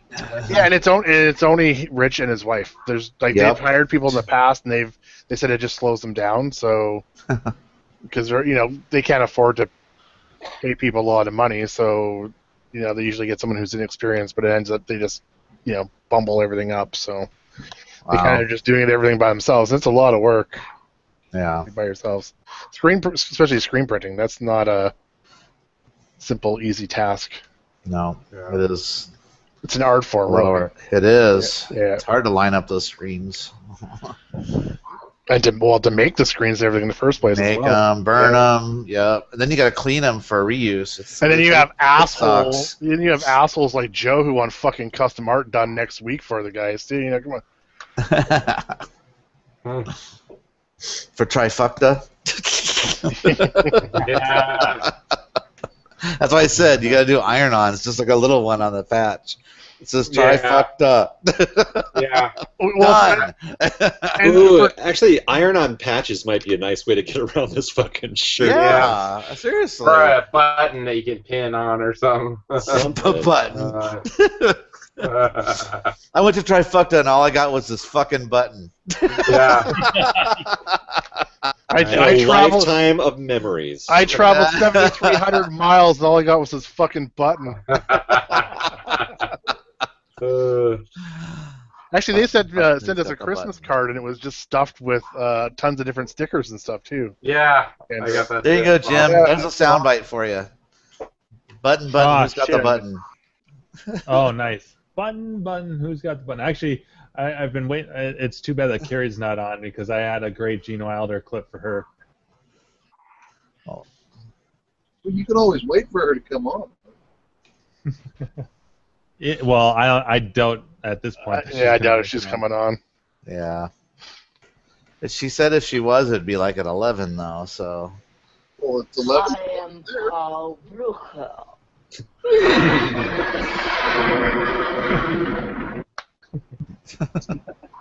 This is my assistant, Inga. May I present Frau Blucher?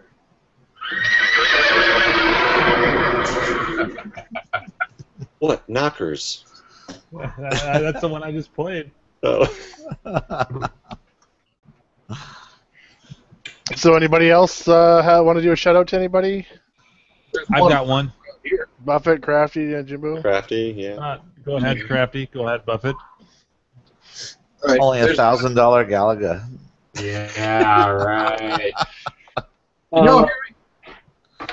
Yeah, mine would.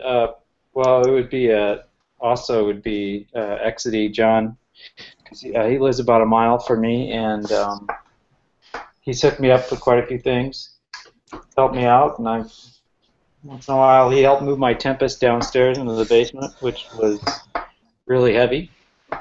Andrew helped move my MK2 down to the basement. Oh, that's right. Yeah. And that was like a miracle of spatial reasoning, because I have a 180-degree twist in my stairs. That thing's a bear. No dents in the wall? Well, No, I don't. it took up the entire landing. You know, one set of stairs goes down to a landing, and then you turn 180 degrees, and then another set of stairs, and the cab took up the entire landing. So there was no, we had to like move it while simultaneously turning it. And isn't there a step on the landing too? Oh, and there's a step on the landing too. Yeah. No. Challenge accepted. It was good times. Somehow we got it down.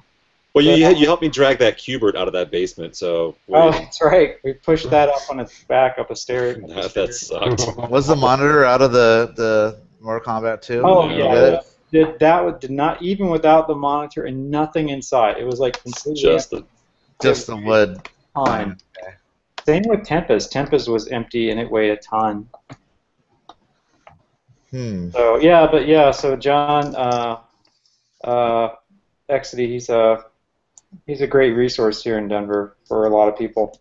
He is. So is your mom. Whatever. He's like the fucking Kalen of Colorado. Yeah, pretty much. Yeah, John's pretty much the Kalen of Colorado. Fucking picking up shit all the time. It's crazy. He originally was from Florida or something, right? Yeah, Florida. He used to live in Florida and moved here. I don't know. I want to say it's been like 20 years, but it might be a little bit less. I think it was in the late 90s when he moved here. I can't remember. I'm curious if he moved out there related to arcade stuff or not, because that's pretty much what he does full time, right? It's the one-up stuff. Yeah, I'm pretty sure. You know, I'm not really 100% what he does, but I think he definitely works through One Up. He provides the games. He does all the tech work there, and also, you know, people just know him, so they like Kalen. He just like seems to like, we say it like falls into their lap, but it's really because they have this huge network. Yeah. Of people that they know, and so they're always getting texts, they're always getting calls about something. Yeah. Yeah, and he used to do like mobile tech stuff, like helping people out like in their houses, and so that giant network also is just people who are collectors and people who aren't on Clav, and just, you know, people who are at home and have arcades, and they're always, you know, wanting to sell stuff or buy other stuff, and hooking them up with, like, you know, other people who just happen to have connections on, oh, hey, you know, so-and-so's got a, you know, my grandma's got a game in her basement. And oh, it's helping them. What was it? I was helping him move something like a couple weeks ago, and there's just like a blue computer space in his garage. Yeah, he's been working on that. I was like, oh, you got a blue computer space. I didn't know that. He's like, yeah. Wow. Yeah, he's been posting that on the WhatsApp arcade channel. Oh, right. Okay, maybe I did hear about that before. He and John are going back and forth. He's trying to his TV doesn't work, and John's got a spare TV. That's and what we've been talking about. Yeah. He gives John so much shit, and John just takes it. But, in the butt.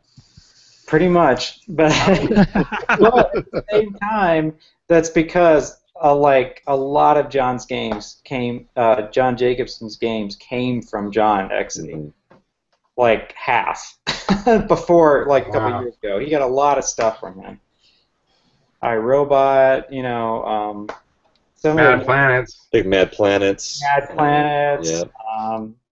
Some of the harder to find stuff. But well, let's toss it out. Whoever was next. I want the Sinistar cockpit that he pulled out of a guy. That's the one I helped him move. Was the Sinistar cockpit. It was nice. That should be in your cockade. In my cockpit. Yeah, I love the cockade. Yes. Yeah.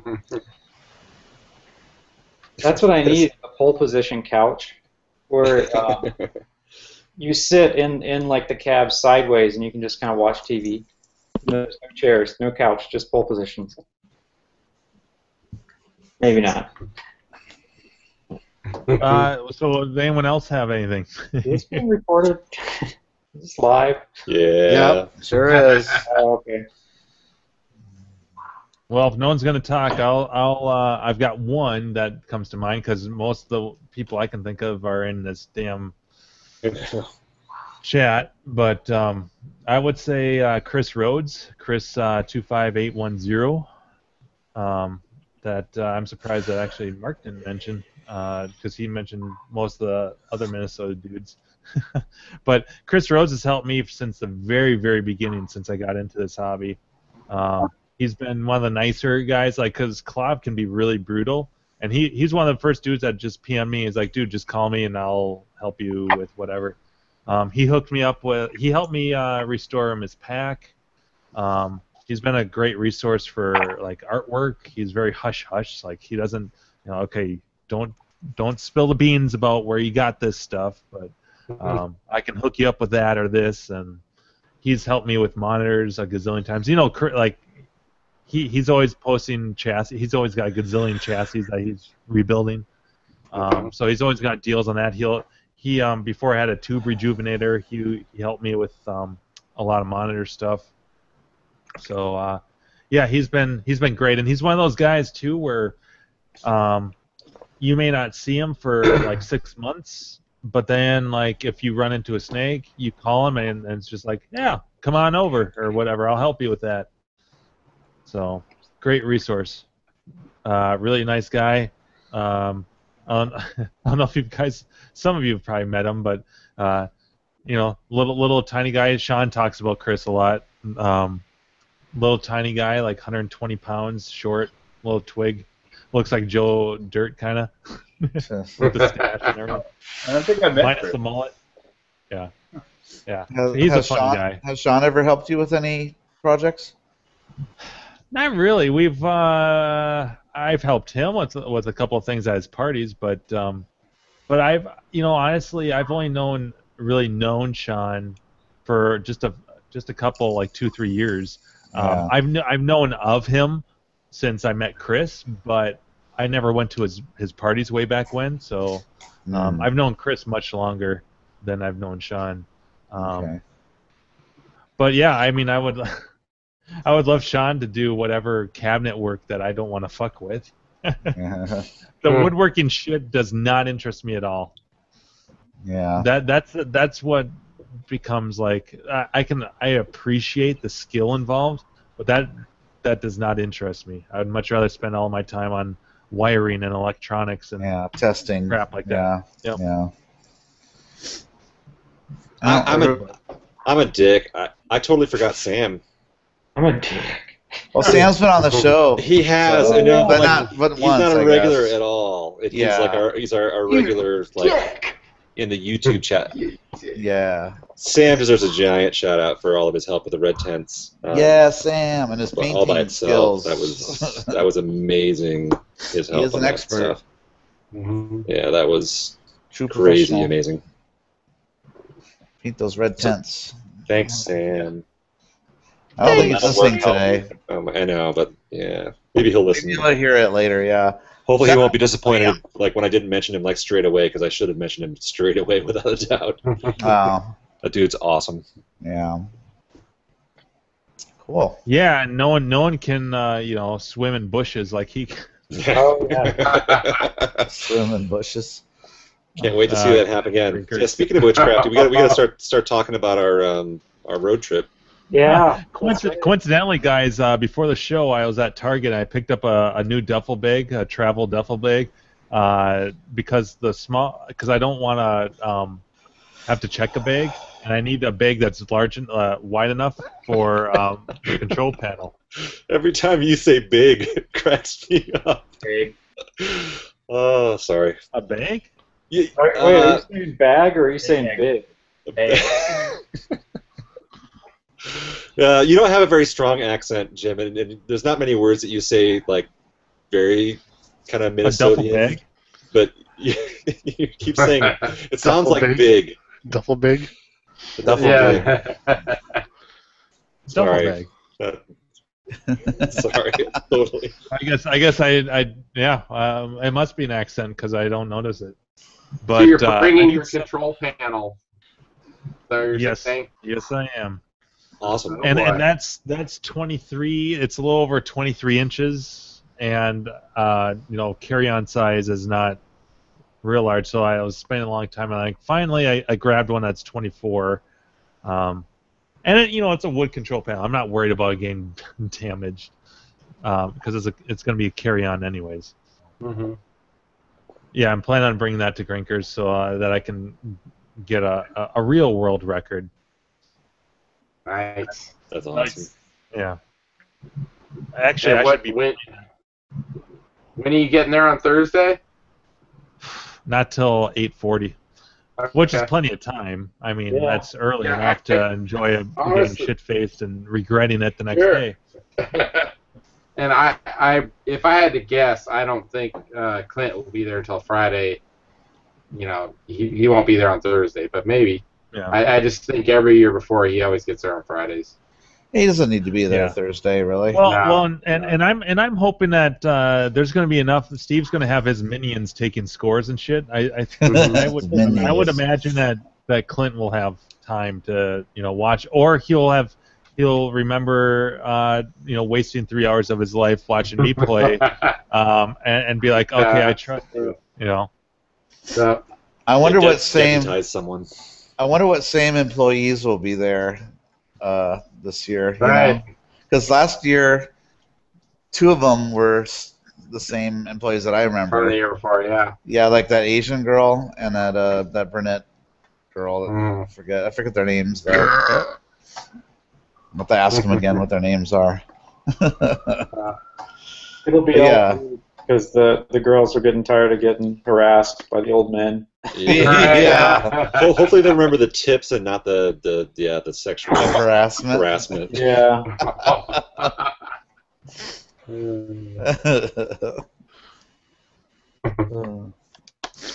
Can y'all hear me now?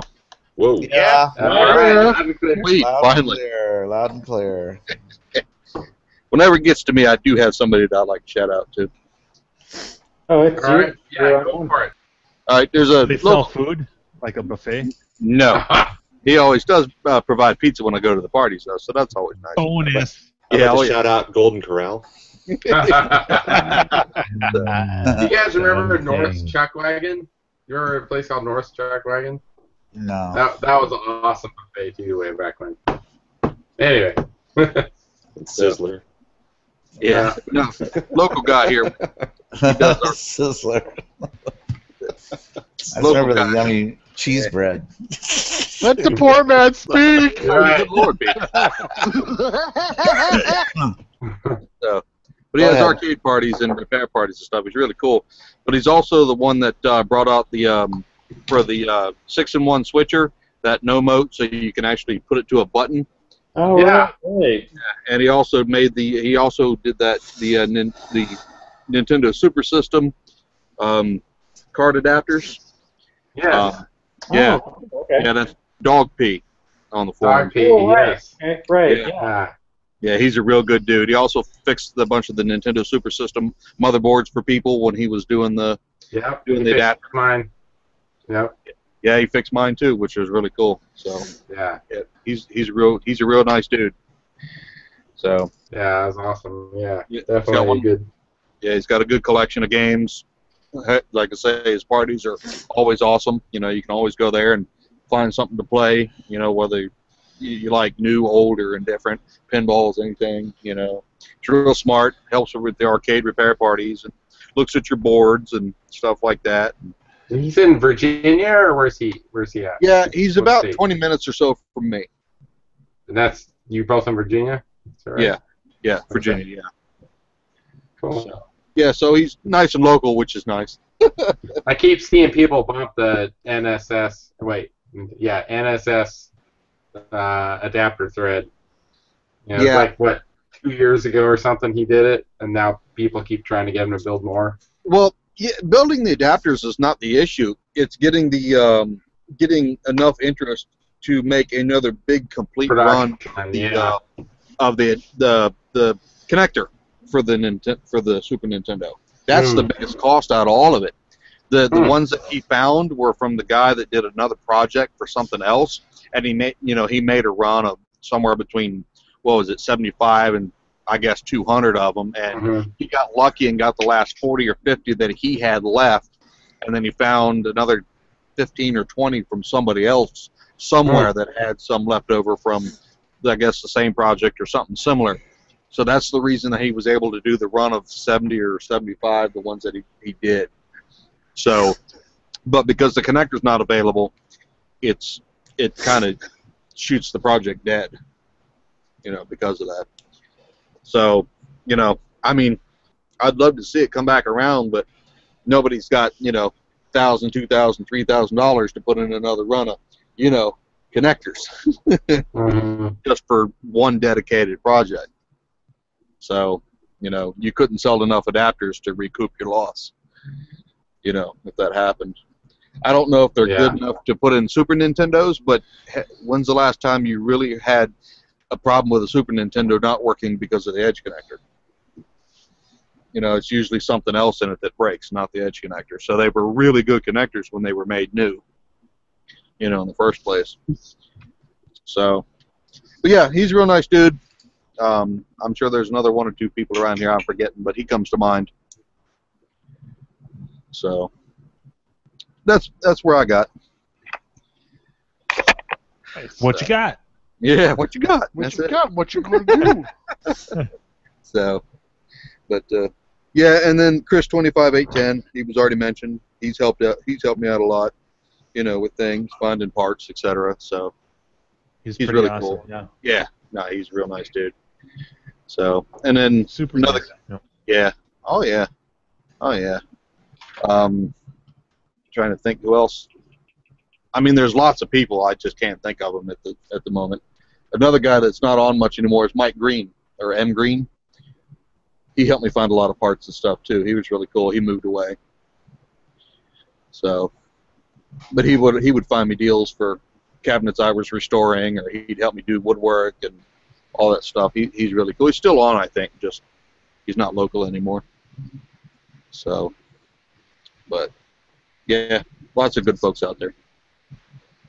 So, oh, and CD Jump, he's another nice guy. Yeah. Oh, I forgot about him. Yeah, CD Jump, he's repaired a couple board sets for me, and they always come back working, which is nice. So, another guy that hadn't been on, Brzicki, is a nice guy too. He's semi-local to me. He does missile command repairs, centipede repairs, some Galaga repairs. Mostly Atari stuff is what he focuses on, and he's, like I say, somewhat local to me here in Maryland. So, yeah, he's always been real helpful. He's repaired a couple Galaga boards for me that I couldn't get working. So between that and Channel Manic, he's always been really helpful too. Guy down in Texas. Yeah, he's helped me out by selling me parts and stuff. So, and giving me advice on some test equipment and stuff like that. Oh. Yeah, I don't need any advice on that. I got plenty of that. Channel Mac knows Here now. That's it. My woman is good enough. Really well too. What's that? Channel Mac knows the Neo Geo hardware pretty well, and he sold me a 1943 security chip because he had one on a parts board, which my board was in great shape, but just missing the security chip, and it's never been dumped. So, if you don't have that chip, the board set won't work for 1943. So he sold me one, so that was cool. Channel Manic. Yeah. Yeah, good dude. Yeah, good dude. So that's cool. I cycled through all my microphone options. I finally got the one to work on my webcam. I've been talking this whole time, but I guess you guys haven't heard me. We heard a bunch of kind of knocking around and shuffling. You'd pop up, but that was it. Yeah, I guess you heard in the keyboard, I guess, but other than that. Sounded like me. Yeah, maybe you were plugging something in or unplugging, or. Yeah, when you first joined, we could hear you. Yeah, I don't know. I changed the microphone setting because I thought it was pretty low because nobody was able to hear me. So, and then I finally, got it. Yeah, I got to redo my computer setup, so it probably came unplugged or something, halfway or something. Who knows? So, that's cool. Oh well, that I had company earlier, so I had to keep turning it off. So, but no more company. They're gone. So, totally unrelated to what we were talking about, but I just remembered that ever since CAX, I've heard a lot of people talking about "Come On, Baby." Yeah. Really? Yeah. Did the Outsiders talk about it last show? Yeah, I don't think somebody was talking about it. Maybe it was briefly on that show, or maybe it was Clav on a Clav thread talking about, where can I find a "Come On, Baby"?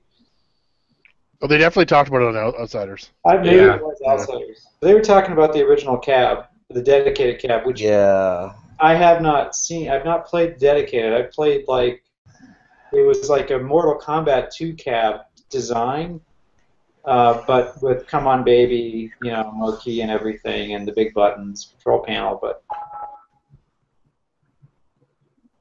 But yeah, that game's kind of perverted and weird. Yeah, because they played it at CAX, Joe. Oh, okay. It was popular at CAX. Yeah. Once they got it running. Yeah, I couldn't get on it. I walked by it. It's like a line. People.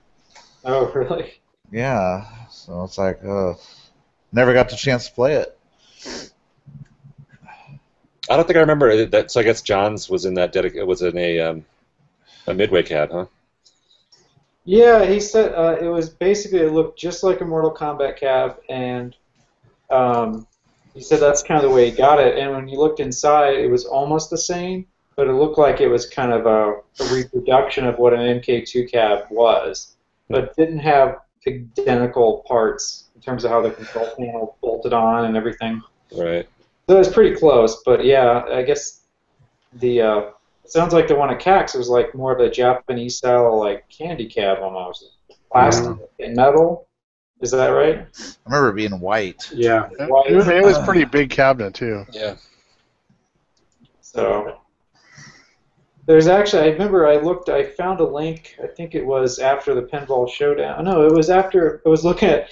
It was looking at a video. It was the Man vs. Snake movie, and they were talking about MagFest, and Buffett was in that. And there was another guy setting up. That they were showing him setting up. No, now I'm getting confused. I watched a video on MagFest that Buffett posted. I think you posted a link to it at one point. It was all about the setup and getting ready for that show. Well, part of that was that MagFest documentary. Yeah, that's it. And I got confused. Man vs. Snake has you in it at MagFest as well. But there was a guy that did only Japanese cabs, or mostly Japanese cabs. That's all that company did. And I looked them up online, and yeah, they have like all this weird stuff that I've never even heard or seen before. All these pattern matching games, and that one where it's a drum, where it's like you're matching it, you're tapping on different sides of this ring, this drum-shaped ring. Pretty crazy stuff. You talking about Tokyo Attack? Yeah, I think that sounds familiar. Yeah. They bring a lot of the music games and stuff, rhythm. Yeah. And the music matching games and stuff, where you have all the buttons and.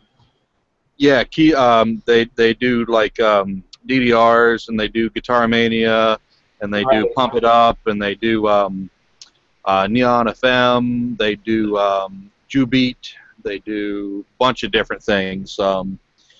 Takeo Drum Master, yeah, they've got all kinds of neat stuff. That's what they do. Yeah.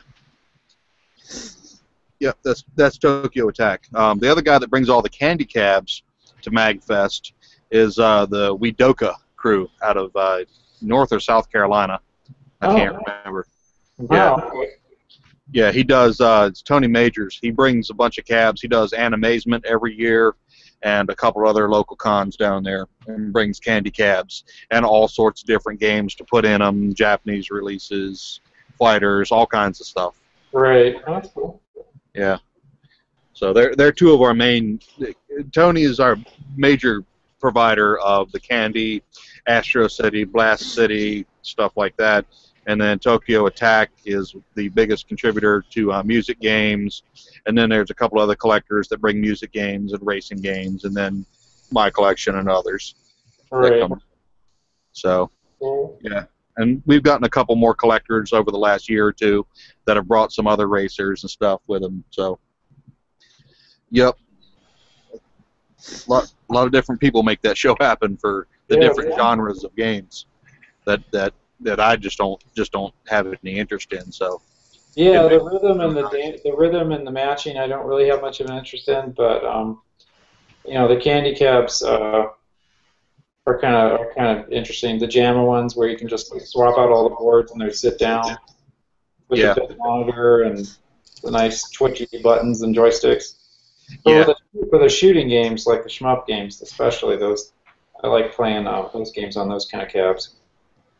Yeah, Tony's got a couple of the upright ones that he brings, and one of them he runs a Dreamcast in, and he's able to swap in and out some of the fairly rare Japanese titles that you can't find, readily. So that's quite nice for him to bring that. I know it's in the arcade and it's a Dreamcast, but it still plays titles that you can't get anywhere else, on any other platform. The Naomi was the arcade version of the Dreamcast, and it was really just a Dreamcast with more graphic memory or something like that. It is and it isn't, but the Naomi used carts and it used the GD-ROM, so it ran discs and carts, where Dreamcast only runs disc. So, and then I bring two of the Marvel vs. Capcom 2 machines that we have there, and I'm running original Naomi systems in those. Oh, okay. They're actual Naomi. It's not a Dreamcast in them. Right. So people come up to me or I hear them, they say, yeah, that's just running a Dreamcast. And I'm like, no, it's not. It's running the Naomi hardware. And they're like, really? And I'm like, yeah, you want to see it? You not believe me? Excuse me while I whip this out. Yeah. That's it. Took me to the back room. Yeah, and usually when you tell people that, they have a different appreciation for the game, and the hardware and stuff like that. So. Right. There's a lot of people are so used to seeing it because the Dreamcast and Naomi are like almost a 1-to-1 port of each other. There's Right. I think a few couple differences, but I have no idea what they are. But the Naomi, the Dreamcast port is the closest to the Naomi system. So. Seabart, you have to go. Bye bye. It's 2 a.m., man. I gotta get to bed. Gotta get up in 2 hours, 2.5 hours. All right. Well, we'll leave you with this good old tune.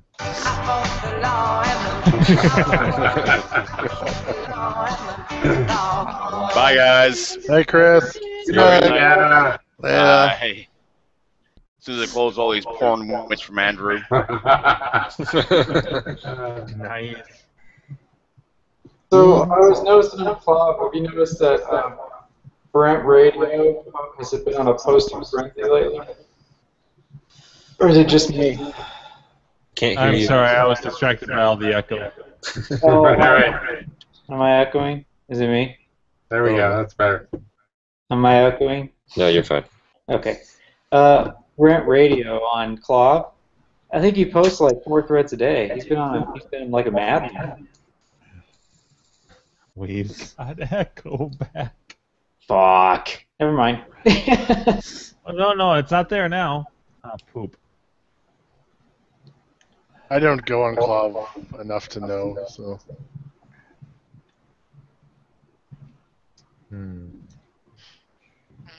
Are they good threads? I don't know. Maybe. It's just he's just asking a lot of questions, like opinion poll. Why is the sky blue? It felt like it,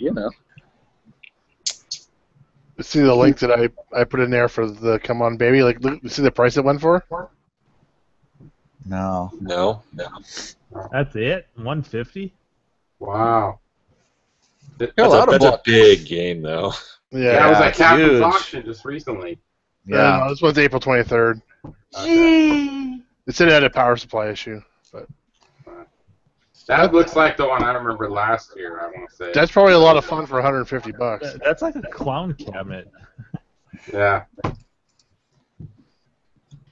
Yeah, I'd have picked that up just to bring to MagFest. You know how many people would be having fun with that? Right. I think it's just a PC, isn't it? It's like a Windows PC in there. Probably. One of the ones that we want to find is, you ever heard of Final Furlong? Final First racing game? Yeah. Yeah. Look it up there, Orange, and post a pic. You actually have to I've get played up that on the before. horses. Yeah. We want to find a couple of those and watch people make a fool out of themselves trying to ride them horses. Oh, it's I know horses. Yeah, the Yeah, horses. horse racing game. Yeah, you actually have to move the horses to make it go. Yeah. There's Pretty two. comical. Yeah, there's two near me at one of the operators, but they're going over to, I think, Holland. I think you can sync like at least 8 together, maybe even more. Was it like Something stunt cycle where you had to like pedal the thing? Yeah, you have to get on the horse and actually move it back and No, forward. those are just foot pegs, just to hold yourself, and then you actually have to rock the horse. Yeah, like back and forth like this. Giddy up, giddy up. As fast as you can. Yeah. That's why we want them. There was one, I don't know if it's this one, but I've seen a game as well where you actually have to slap the side of it. Like you're whipping it. There's a slap butt sensor. Yeah, there's basically like a big button there, and you have to slap it.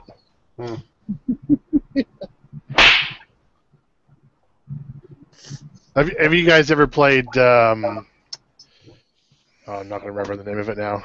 It's a gambling. It's in the casinos in Vegas. I think there's one left. Oh my god, let me see if I can look it up. It's like super popular. I would love to have one just for my basement. So much fun. Let me see if I can search it. Are you going to talk about that horse racing thing with the little horses that go around? Yeah, the mechanical one. Yeah, we talked about that before. Yeah. Sigma Derby. Yeah, they used to have one at Caesar's Palace. Yeah, the only place that has it now, I think, is MGM Grand. I think has it. That's Still it. have one. Yeah. And every time you go there, you can't even get on the damn thing. Yeah. I do remember that, yeah.